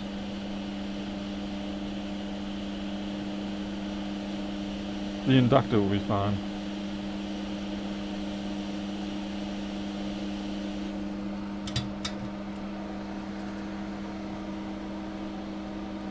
Jason Cozzi, unofficial Mac question. Oh, sorry. 18-year-old ragdoll suddenly has a distended belly today. Ugh. I haven't seen them go that big that quick, no. I mean, at first thought you might think fluid retention, but it shouldn't pick up that quick. Definitely I would say a vet, yeah. Does your mum not have the money? Well, what's a vet cost there? We do a lot of vet rescue bills. Yeah, cover bills for some people. So let me know if you have drama and see what we can work out.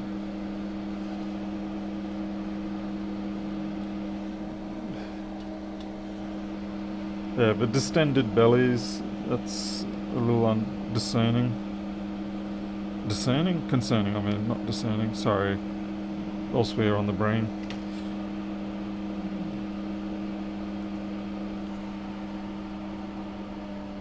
Connected top left PCB, I'll have a look.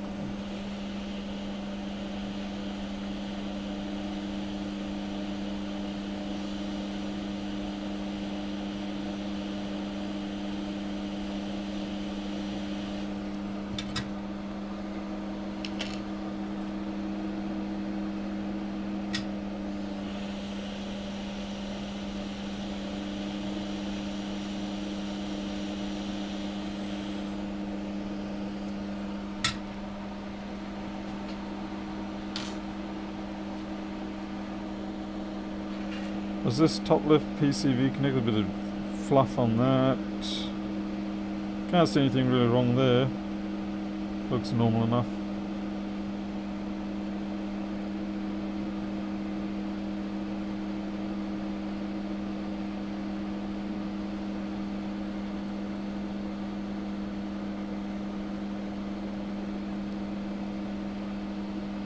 Yeah, let's try this.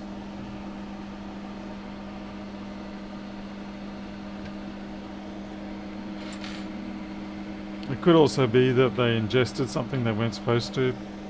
Cats do that. You know, something that's blocking. Trouble is, yeah, I mean, they don't immediately go lethargic, so it's usually a day or two later, then all of a sudden they crash. Because cats are just frustrating like that. I'm fine, I'm fine, I'm fine, I'm fine. Oh god, I'm not fine. And it's like, yep, thanks for telling us.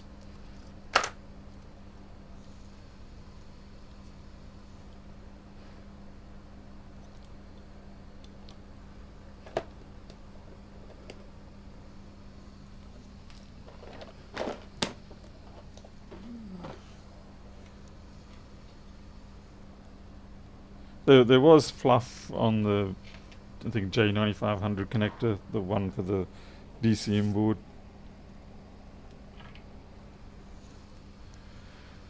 Right, so how long is this? This is going for nearly 2 hours. This is definitely not an economical job that I just did. You know, the things we do for entertainment. And we've still got nothing. We're still at just 300. So after everything, we're still only at 300. Alright, so now we're going to bring out the gym cam, and we'll probably find it's just a dead CPU. It's going to cool it off a bit.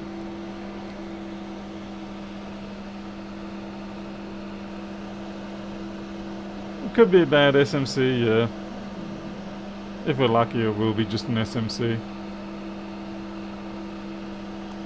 Okay, so I just want to cool the board off, because otherwise it messes with the camera. Ah, shoot. You know, I didn't look at the CPU and take the... let's see if the PCH has gone DD on us.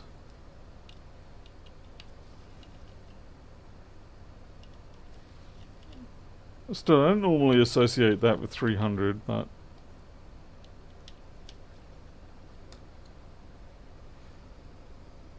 ah, shoot, there is a line on it.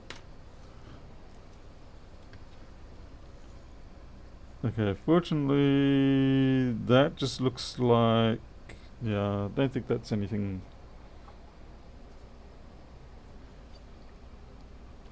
it just looks like a bit of exterior exposure. Yeah, that's fine. No dramas on that one.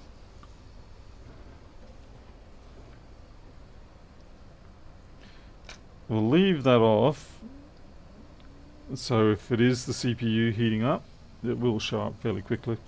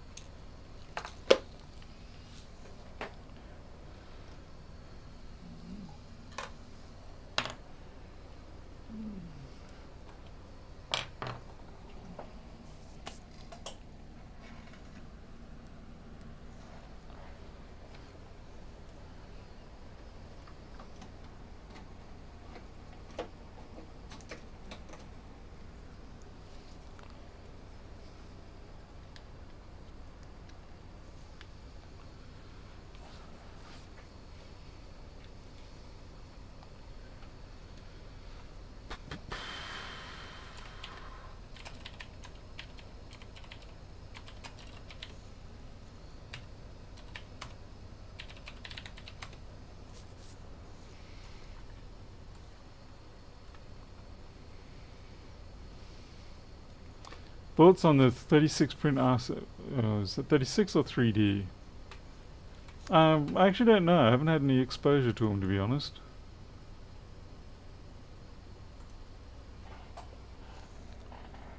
I'm not sure what to think at this point. Yeah. Ah, for goodness sake, Paul. Alright, looks like we've got a shorted cap up here. Yeah. That's shorted hat. So it ends up being basically what I thought it might be. I hope. But I had to still go along and do everything else.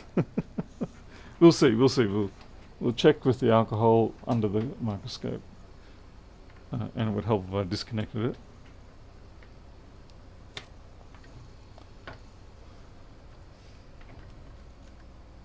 It's one of those two caps. Either that or it's the MOSFET. You know, I don't have the resolution to tell. Anyway, we'll do the alcohol test.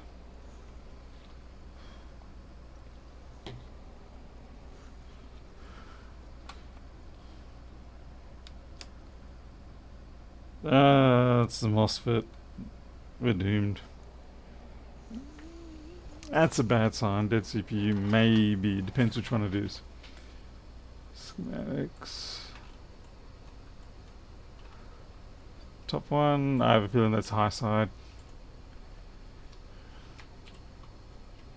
Phase 2, high side. Alright. Crap.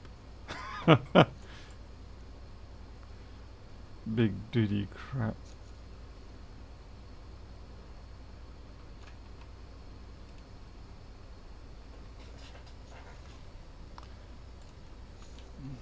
Damn it. Thought I was on a winner and it turns out I'm a loser.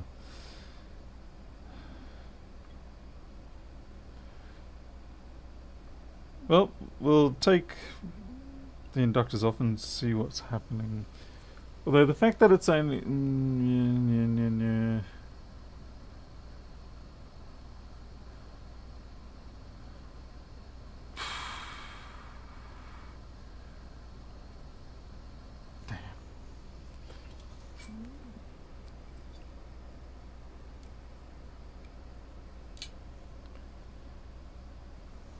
These things get frustrating because in hindsight you can go, you know what, I should have done this test first or that test first. But in reality, your chances are you're always going to... I just realised I globbed up the wrong ones. You're always going to have those days and times where you pick the wrong path and you take the long way around. Sometimes you pick the right path and bam, you get the everything diagnosed straight off the mark. Not today, it seemed.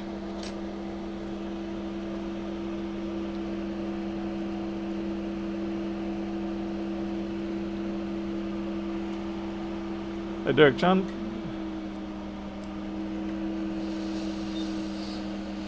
These caps here love to pop in the heat, so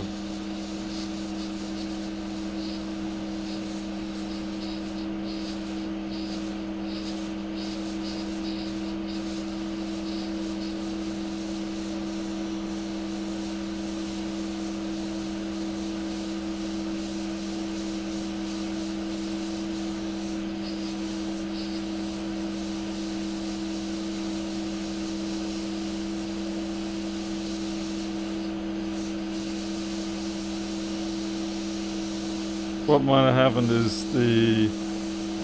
Oh, that's not good. Got a mouthful of fumes. What might have happened is the liquid damage that we had on the other side might have affected one of the controllers. So if we go to schematics, like let's see, what is it? 7320. Yeah, see. Remember we changed that controller, so what's probably happened is that damaged. Yeah. Well, we'll see. I have a feeling it's not going to be good though. Hey Yanamara, good evening. How's that 1466 going? I'm presuming okay, because I haven't heard any screaming yet from your side yet.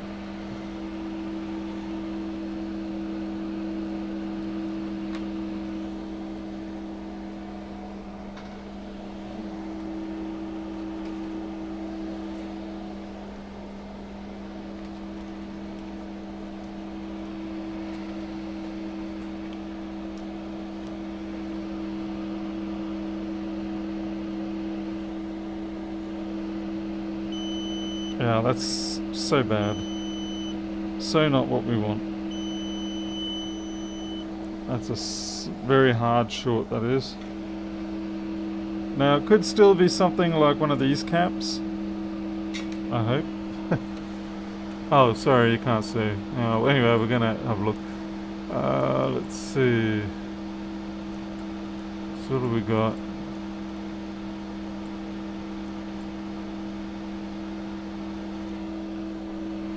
Got a quad mode.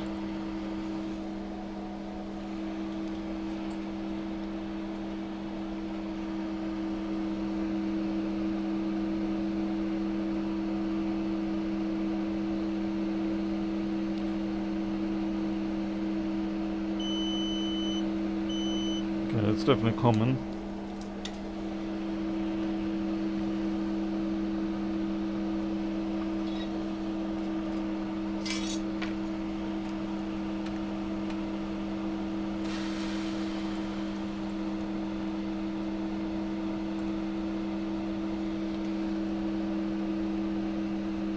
So it could be any of these,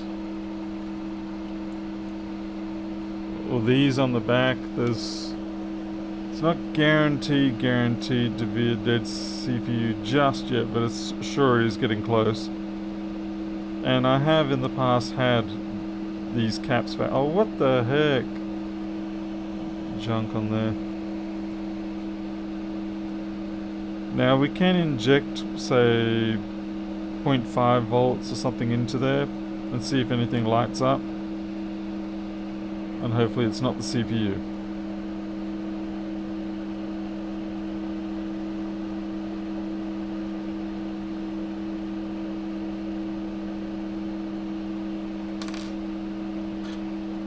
What is that? Why is this board just full of... Clearly I need to clear my desk more.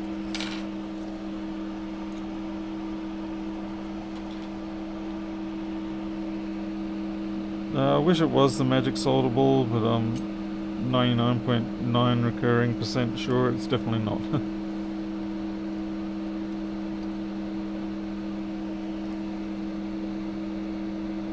I was going to pull... I could pull the current sense resistors, but it's easier to pull the coils, funnily enough. Current sense resistors stick a lot more for some reason.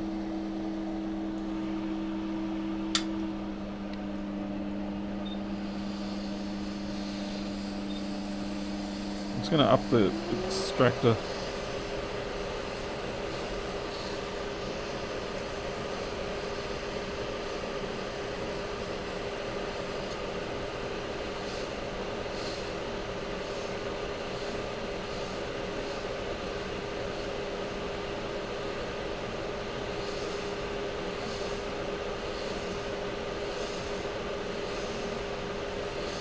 Yeah, I changed my mind.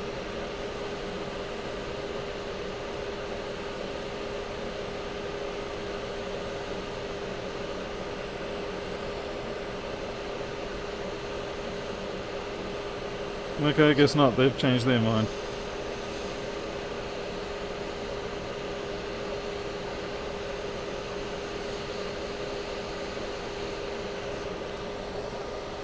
They started moving before the MOSFETs did.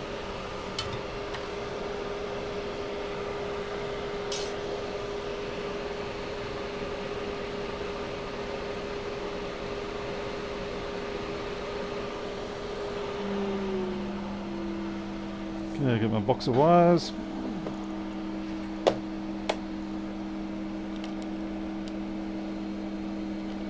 Yeah, I have a horrible feeling already about this one. I mean, I'm hoping I'm wrong.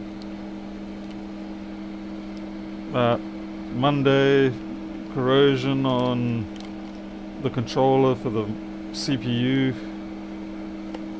It's not looking good.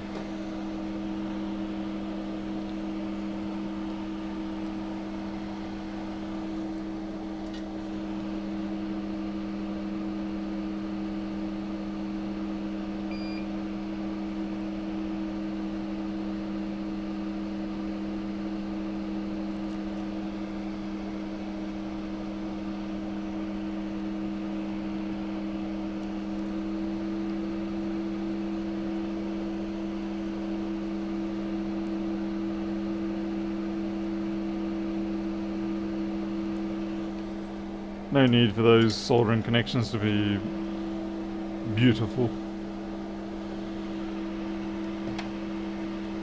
Just cool the board down again. I mean, I'm really hoping it's a cap, but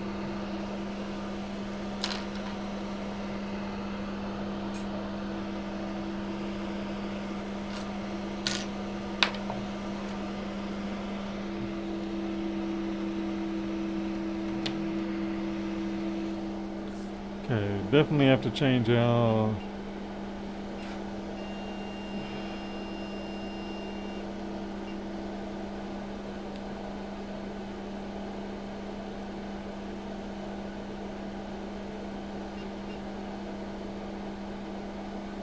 Okay, set at 0.8 volts, 3 amps. That way, it shouldn't. If the CPU is okay, that way it shouldn't damage the CPU. Like if you go and try to shove, if for some reason, say the short just magically disappears, as if it was hit with a what do they call them, short killer, at least the 0.8 volts won't destroy the CPU.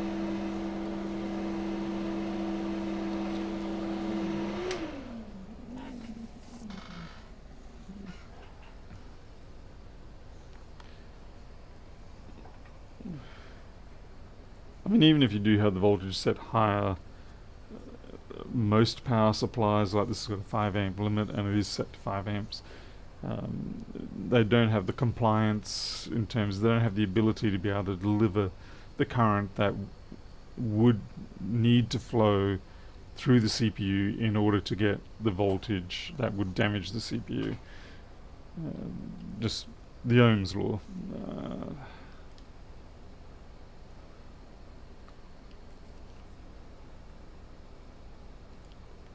In the same way that if you connect a power supply up to a shorted board, when you turn on the power supply, even if you've got 20 volts dialed in, it will typically only get like 0.5, 0.6 volts or something like that. And that's simply because it can't deliver the amount of current that would be required in order to satisfy the V equals IR equation. Alright, let's do this again.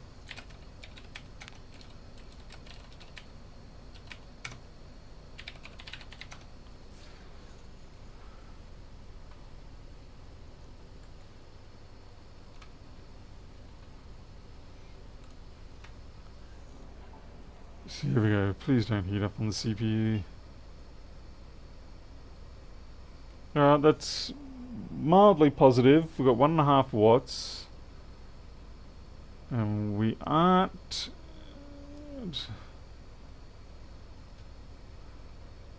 Yeah, there's some speckling going on over the PCH area.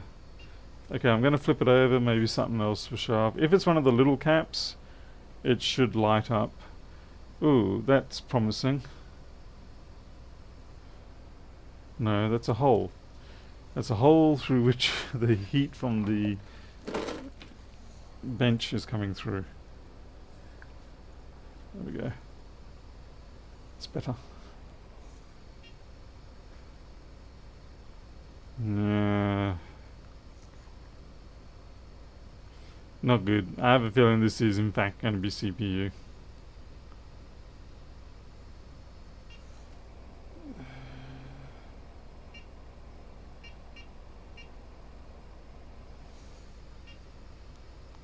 Pretty damn sure of it.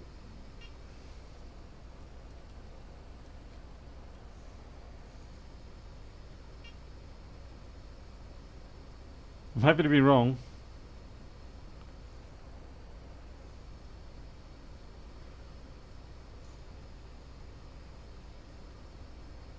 What don't I... Oh, I know what that is, right, yeah. Okay, this is actually a little unusual. We have 4 watts going in there. And it's not... It's okay, it's warming up around here. Is it?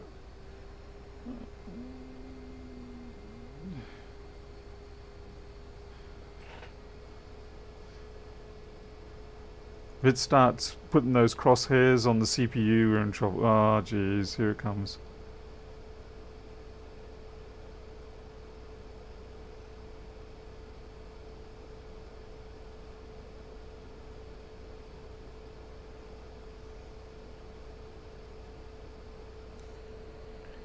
$4 watts is going to show up somewhere soon.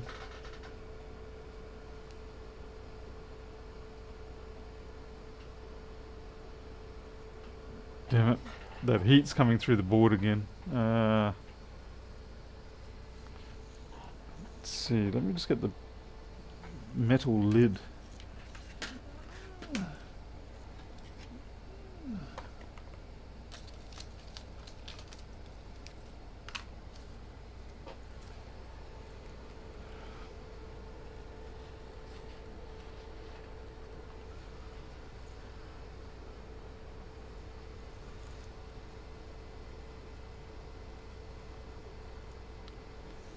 Maybe the heat is actually being dissipated through the wires.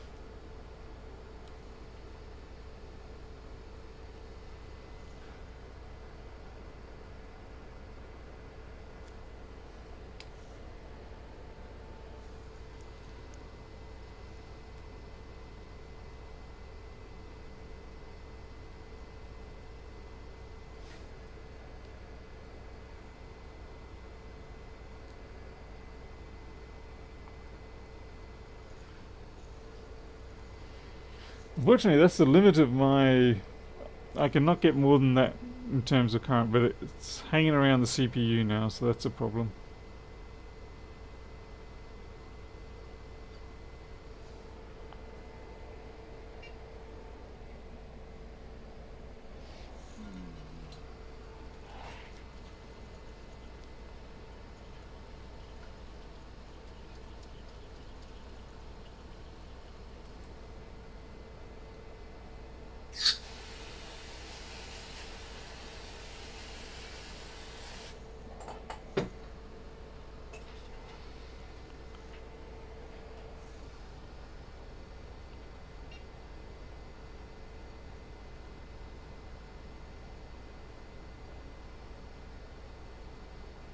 Arnold, this isn't FLIR software.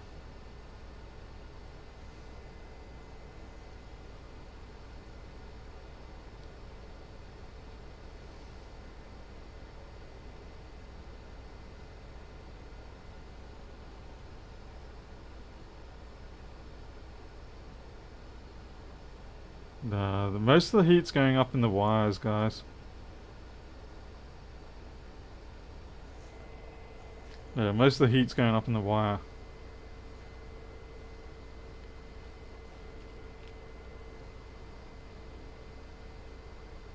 You can see the wires are actually the hot part.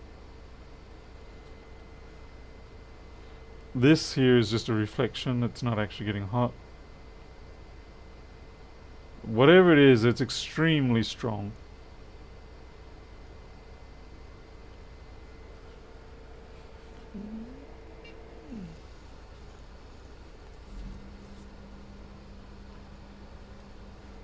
Okay, Jason, take care. Alright, he wants to play this game. So what we do is the next step, since the wires are getting hot, we shorten the wires.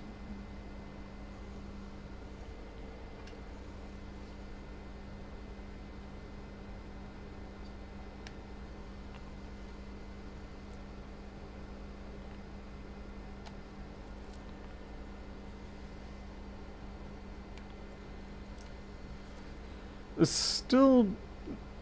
I don't know, I'm kind of getting actually a little bit of hope here, to be honest. Because CPUs generally don't short this hard. That said, it could easily... could sadly easily be a internal board short.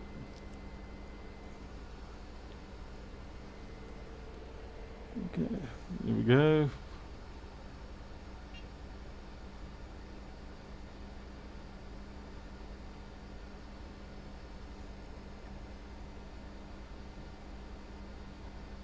Good God, whatever it is, it's...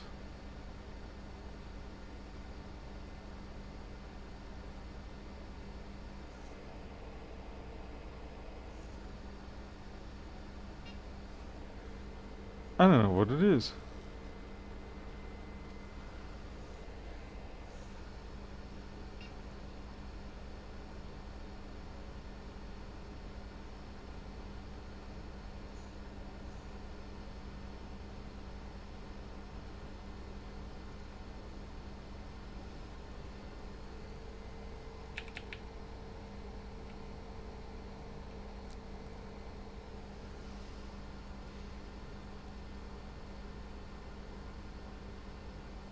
No, if it was an SMC, you'd pick it.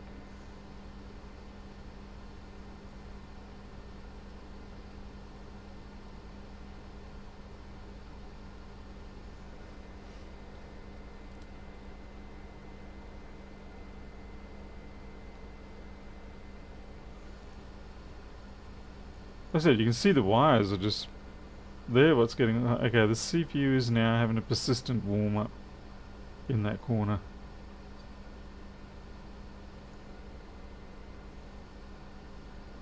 PCH just fired. Okay, we just got something going on there.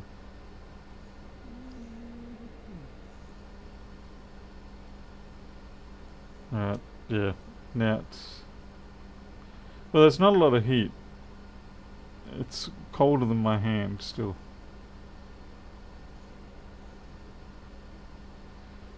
It's not under the Thunderbolt shield. I'm sorry. I know it shows up like it is, but it's really not.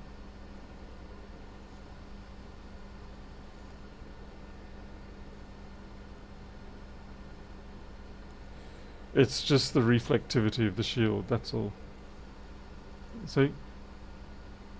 I take my hand away and it does that just simply because it's reflective.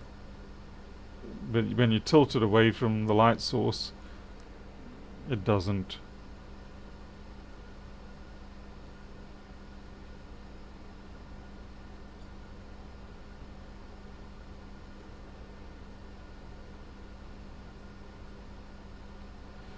The problem I have here is I need something that can give me more than 5 amps. And I don't have that.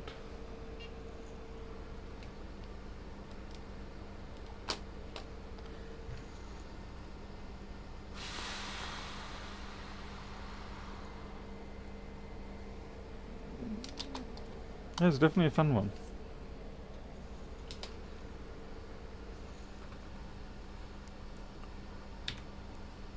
Because typically what you would do at this point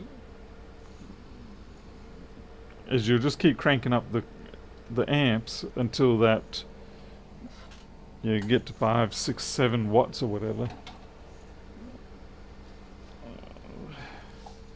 And then it will reveal itself above the noise, or it'll finally break past out the heat being dissipated by the wire itself.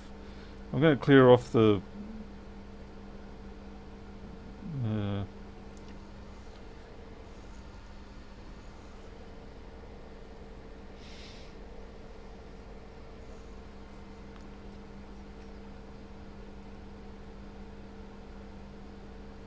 okay, that is maybe a concern.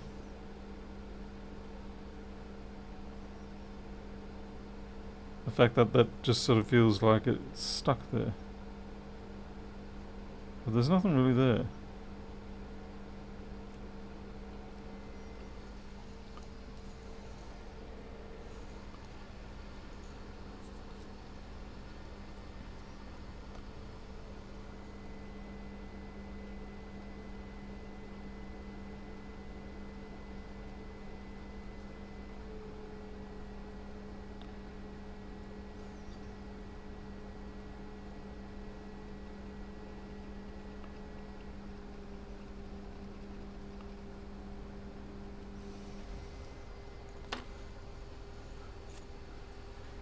There could be an internal air short.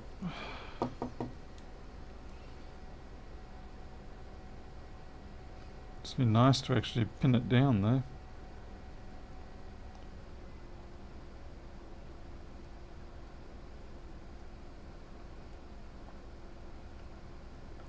Sometimes you can get lucky. You put these through the ultrasonic, and if there is a crack or something in, say, one of the ceramic caps, when you do the ultrasonic, it picks up the water and it doesn't get boiled out.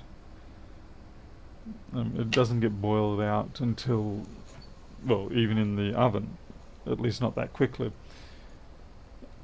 And then when you do put the current onto it, that you connect it up, at that point, it will, the water will go, I've had enough, I'm out of here, and it'll crack and actually make itself notable. And funnily enough, it will reduce the resistance of the short enough that you will be able to pick it up.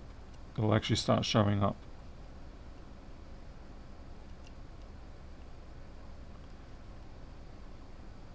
Damn it. So yeah, this is a very intense short. Most likely internal, yes.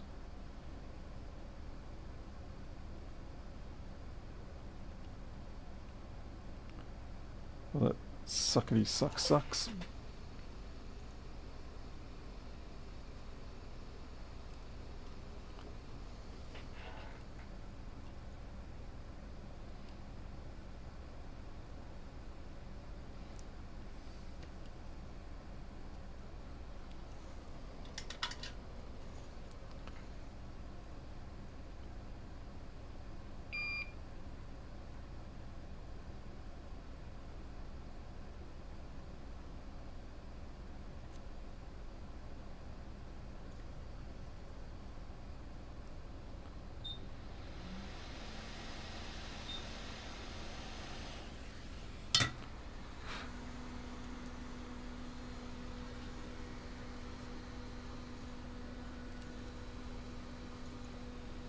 Glidden Hodges, yeah, increase the resistance of the short and it'll actually reveal itself, because right now the short is just so close to zero that all the wires and things like that, they're the ones that are dissipating the heat, because the resistance of the wires exceeds that of the short greatly.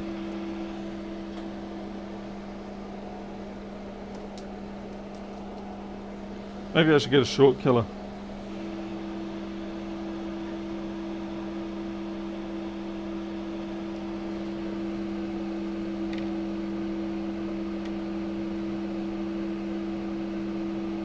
Well, the resistors are in the milliohm range, so it'd be very unusual for them to be influencing it, and it's only the trouble is, it's only 5 amps, and those resistors are designed to handle quite a bit more current than that.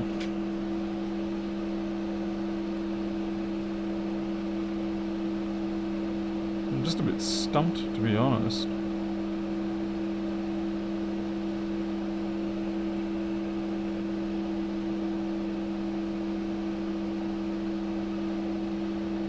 It's like, I think they're about 2 milliohm resistors.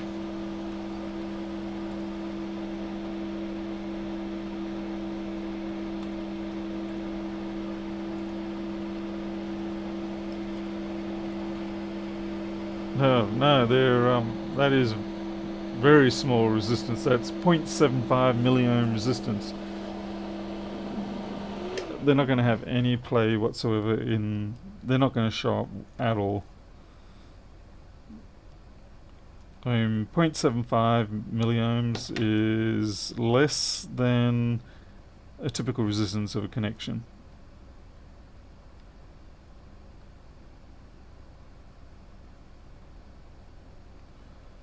Yeah, I'm sooner going to say this is a board level short.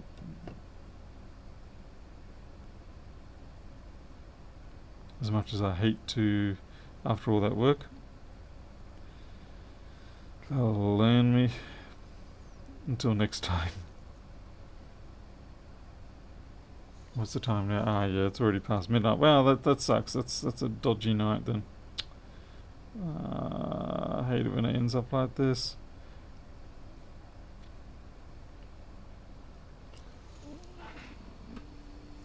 Let's see. I'm just going to see what else is on that line.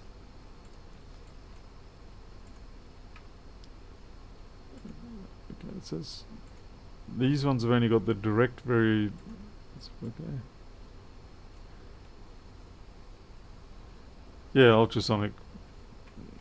This is my only real other option. So basically, you've got all these ceramic decouplers, of which a good portion aren't even populated.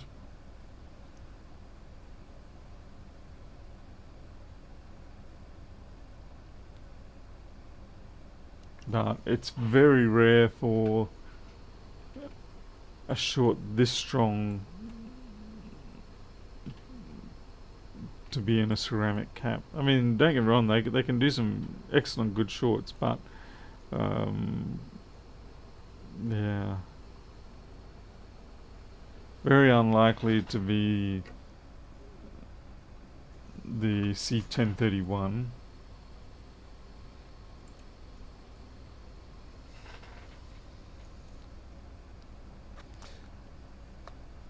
What's lending it more to being an internal board short is the fact that we do have, you know, 4 watts. Yeah, it's not a small amount of power. It's not great either. But if it was being dissipated through a component, then it should show up. Like I said, the real problem here is that we can't get the power in. The wires themselves bringing in the power get hotter. I can try a thicker gauge of wire, but I don't know if that's going to do anything really. It's the second time I've had to remove that thing. Multiple blobs, yeah, something like that. It doesn't seem to be the die itself of the CPU. So yeah, more thinking it's internal. I think I'm just going to have to classify that as an internal short, which, like I said, sucks because we did put a fair bit of effort into that. But that's why these boards, yeah, they can very quickly become uneconomical when you start chasing multiple faults like that. Ah, Jesus. Whoops, can't say that, Paul.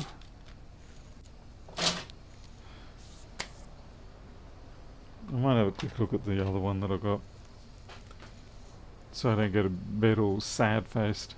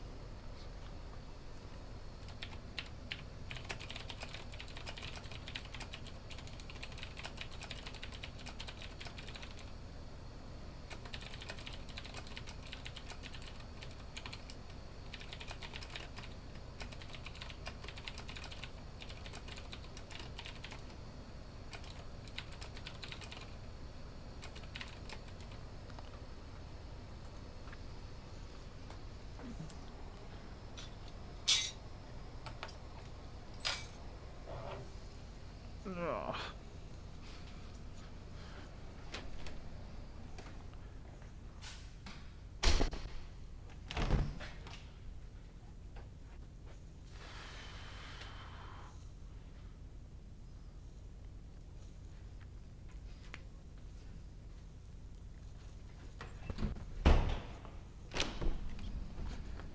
It would seem that the other board is in here.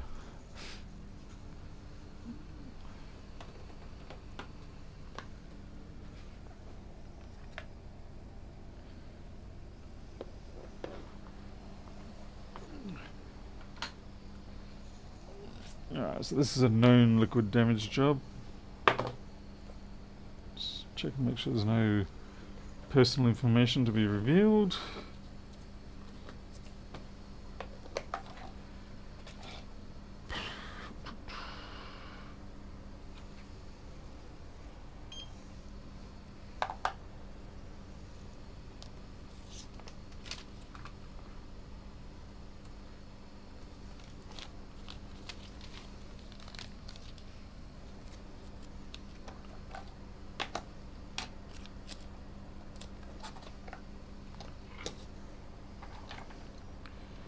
Worst case scenario, anyway, I do have a donor board for that, so yeah, we'll just see if the customer wants to pay that slight extra cost for the donor.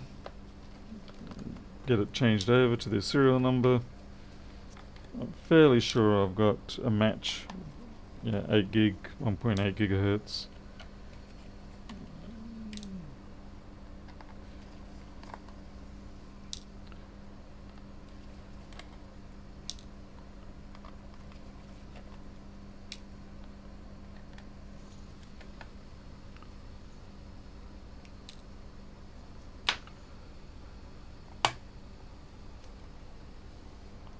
Oh, crikey. Yeah, right. So this has had liquid damage and this still liquid. Thankfully, of course, the battery has been disconnected. The drive has already been prior removed.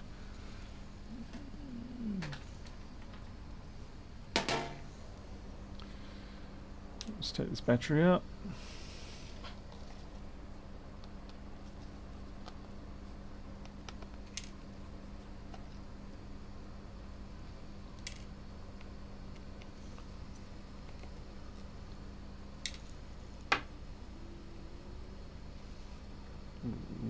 What do you mean? Job title's been scanned. 835. It's done. It's scanned. What are you talking about? What did I miss? We've updated it.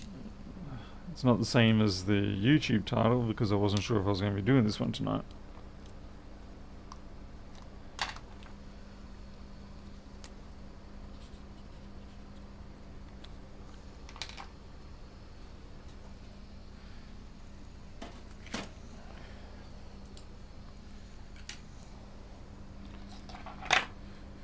Okay. Wow, that's yeah, that's some liquid damage.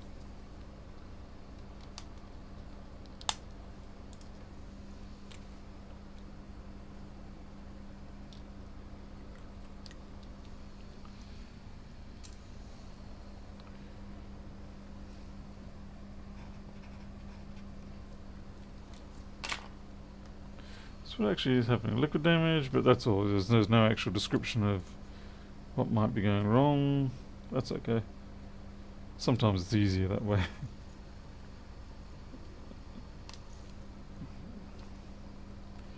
It does look like it has come from the underside, which is good, and not through the keyboard.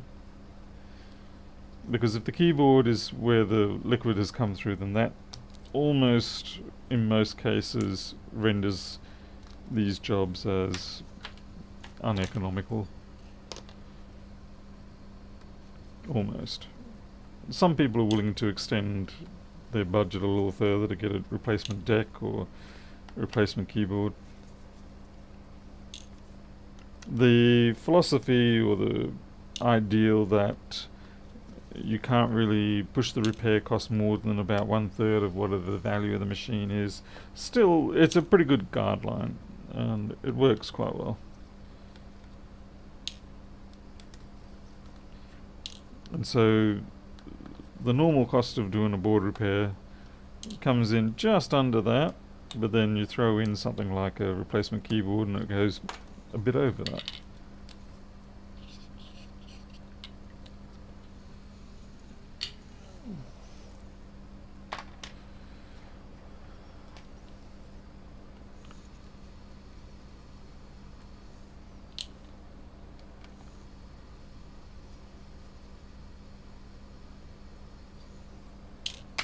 Greg's back here.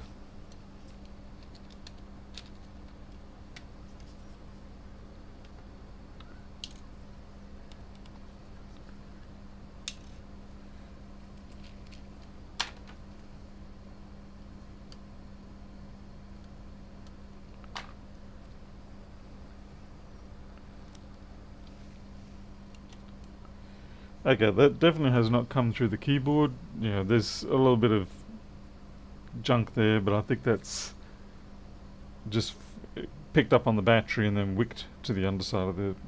It doesn't look like it's come through the keyboard, thank goodness for that.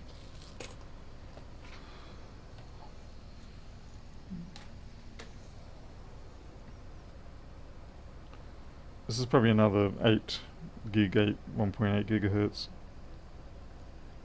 And looks like it's fairly new. It's probably 2017 or something.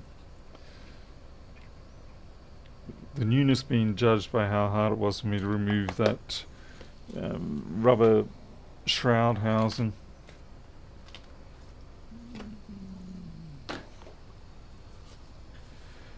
Has the flow of business... it's a bit of a mixed bag, Barry. It sort of comes and goes. I mean, yeah, there's been a slight increase, but to be fair, it's mostly on things that are harder to fix, which is a bit of a nuisance.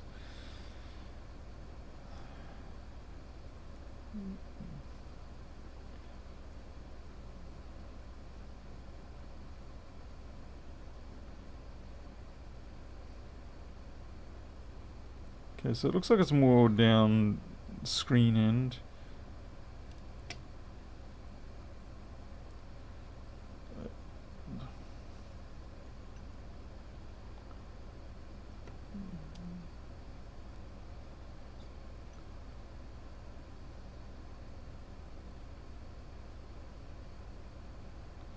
Now, because we don't actually know what symptoms it's... Okay, so this really is not the bottom side. That's quite unusual. It's just more of a disaster on the top side. Hopefully we don't have a dead PCH. But all this section looks quite healthy.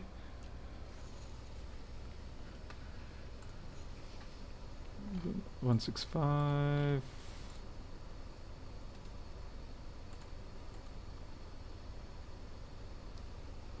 Yeah, which model is this?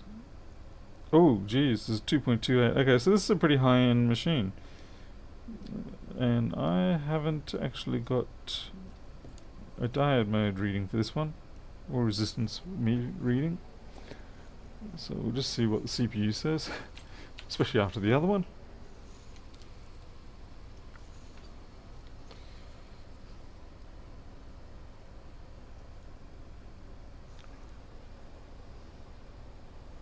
So yeah, 11. So that at least seems viable. We'll check PP bus.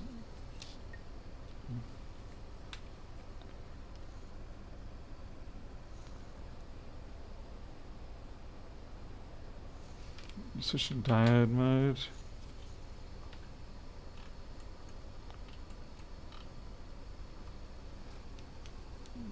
So 0.13, 0.1-ish. Okay, so 0.13, so that's agreeable with the open board data.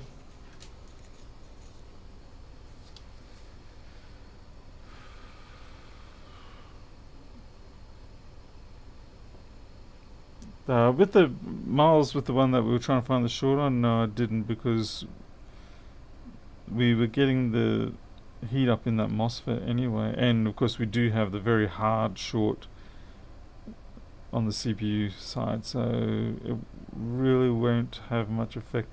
If I'm going to guess at anything, I'm going to say this is not showing 3V42 because of that resistor there.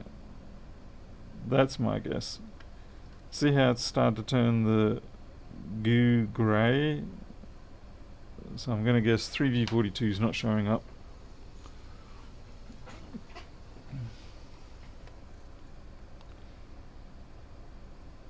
Something like that.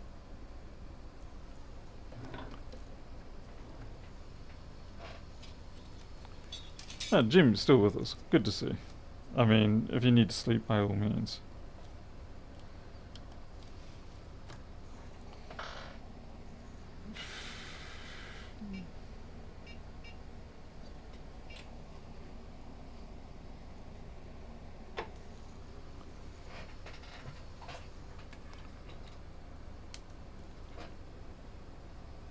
Yeah, everything's coming up.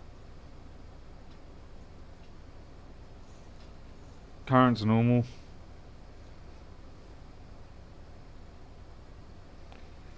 What's the bit we don't get a blink? No, we got a blink. This board's fine. This board's okay. Great. Oh, well, so much for that. This will just go straight into the ultrasonic, I'd say. There doesn't appear to be any damage on there that needs to have soldering rework done. It really does look more like a case of just clean it up. DC inboard might need replacing. We'll have a look at that. Let's talk about a huge contrast from the other one.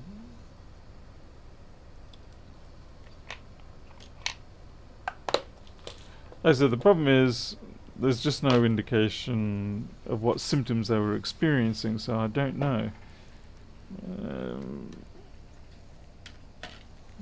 Maybe the problem is with the solid state drive. So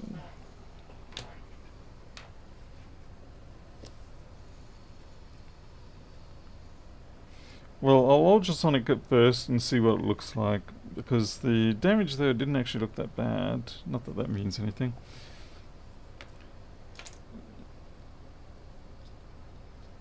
I'm going to just put in a test board and see what happens. Test boards are in the other room.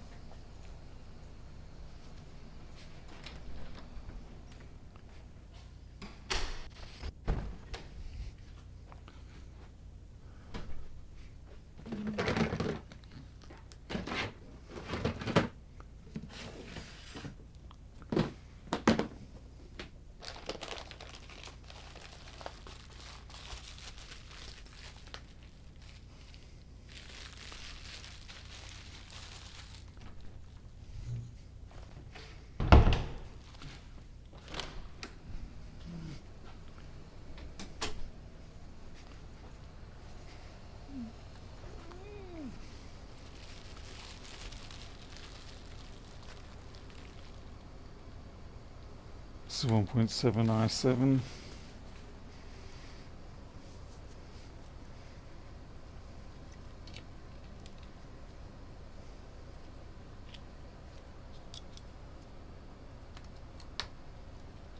But obviously we don't need camera. Check the underside of that, that's fine.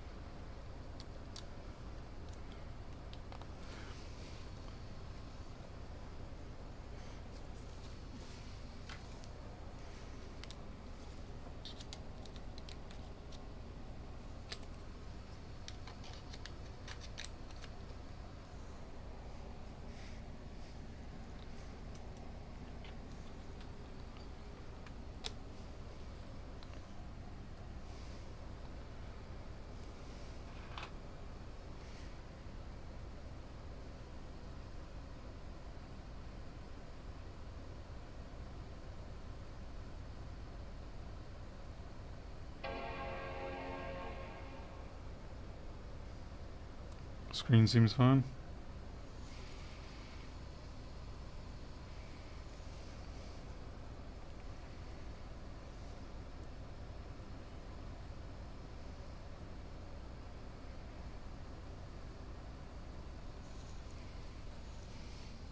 Yeah, I mean maybe the SSD's at fault.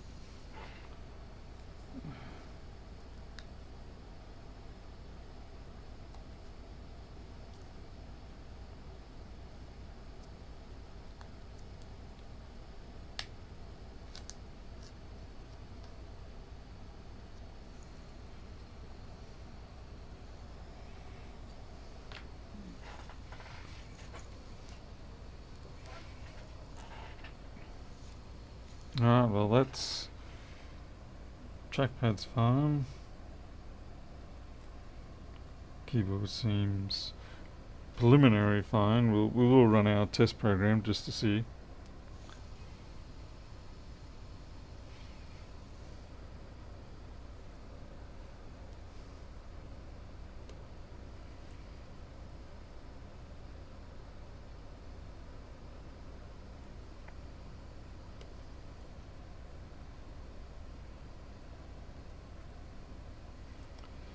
Sensors seem to be fine. It's running a little slow because it doesn't have battery in it.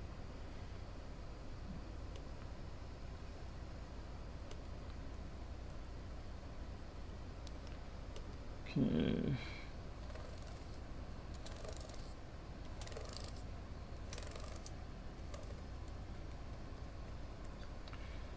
Left alt.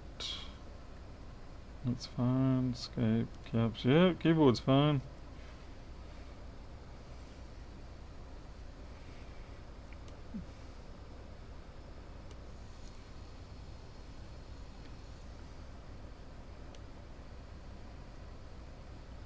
I don't. There's no point in me clearing the RAM on the settings on this one because this is my own test board.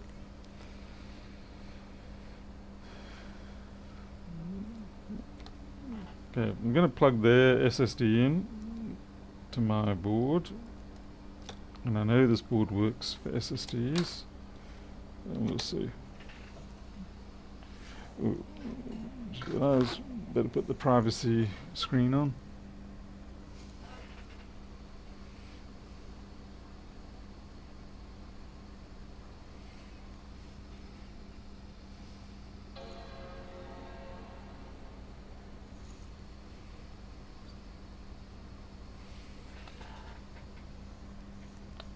Promo, no, that sus CPU is dead CPU. Okay, we bonged, but nothing's coming up yet.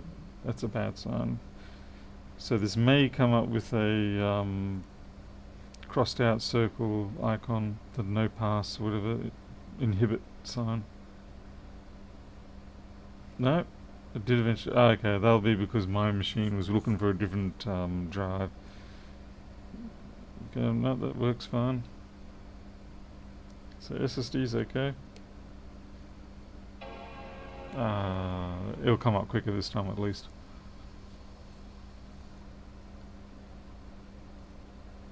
I think.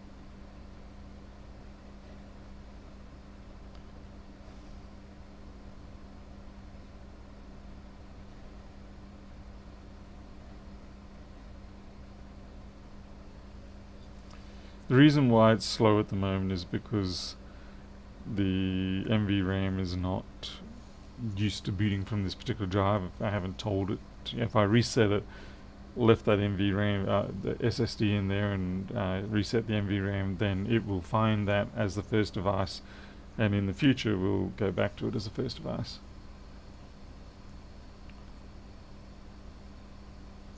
But I think in this case there was that bit of goo around the 342 circuit, and it was starting to go grey, which means it was being, electrolysis was happening around that. So I'm going to say with that board, tossing it into the ultrasonic should do the trick. Which, well, it's nice that we've had that kind of a win, technically.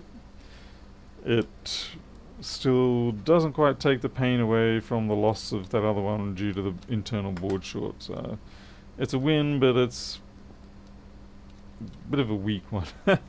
I shouldn't complain. I really shouldn't complain. I was about to say, this board's been reworked, and then I realised that's my own board. That's why it's been reworked. Glad to see I detected that. I had been working on this board myself. So yeah, they got lucky with the chassis. Doesn't look like there's been any damage to it, other than just, a little bit of goo there, but that's fine. I'll put this back into its test wrapping and put it back into the room. Alright, well that wraps it up for tonight. Unfortunately, a bit of a dud. It's a shame. I was really hoping for that other board to come back to life, but you can't win them all. Anyway, we'll leave it at that. Thank you all for watching, and I'll see you next time. See what comes in tomorrow. I've got a Mac Mini, not a Mac Mini, a iPad Mini to do tomorrow. I've never done one before. I've got one of my own here, and it's cracked. There's no touch or anything like that. So I'll probably practice on this one just to see if there's any traps. As far as I understand, the home button is the real trick with Mac Minis. I have to find out how to do that properly. Alright, I'm out of here. You take care. See you next time. Thanks for joining.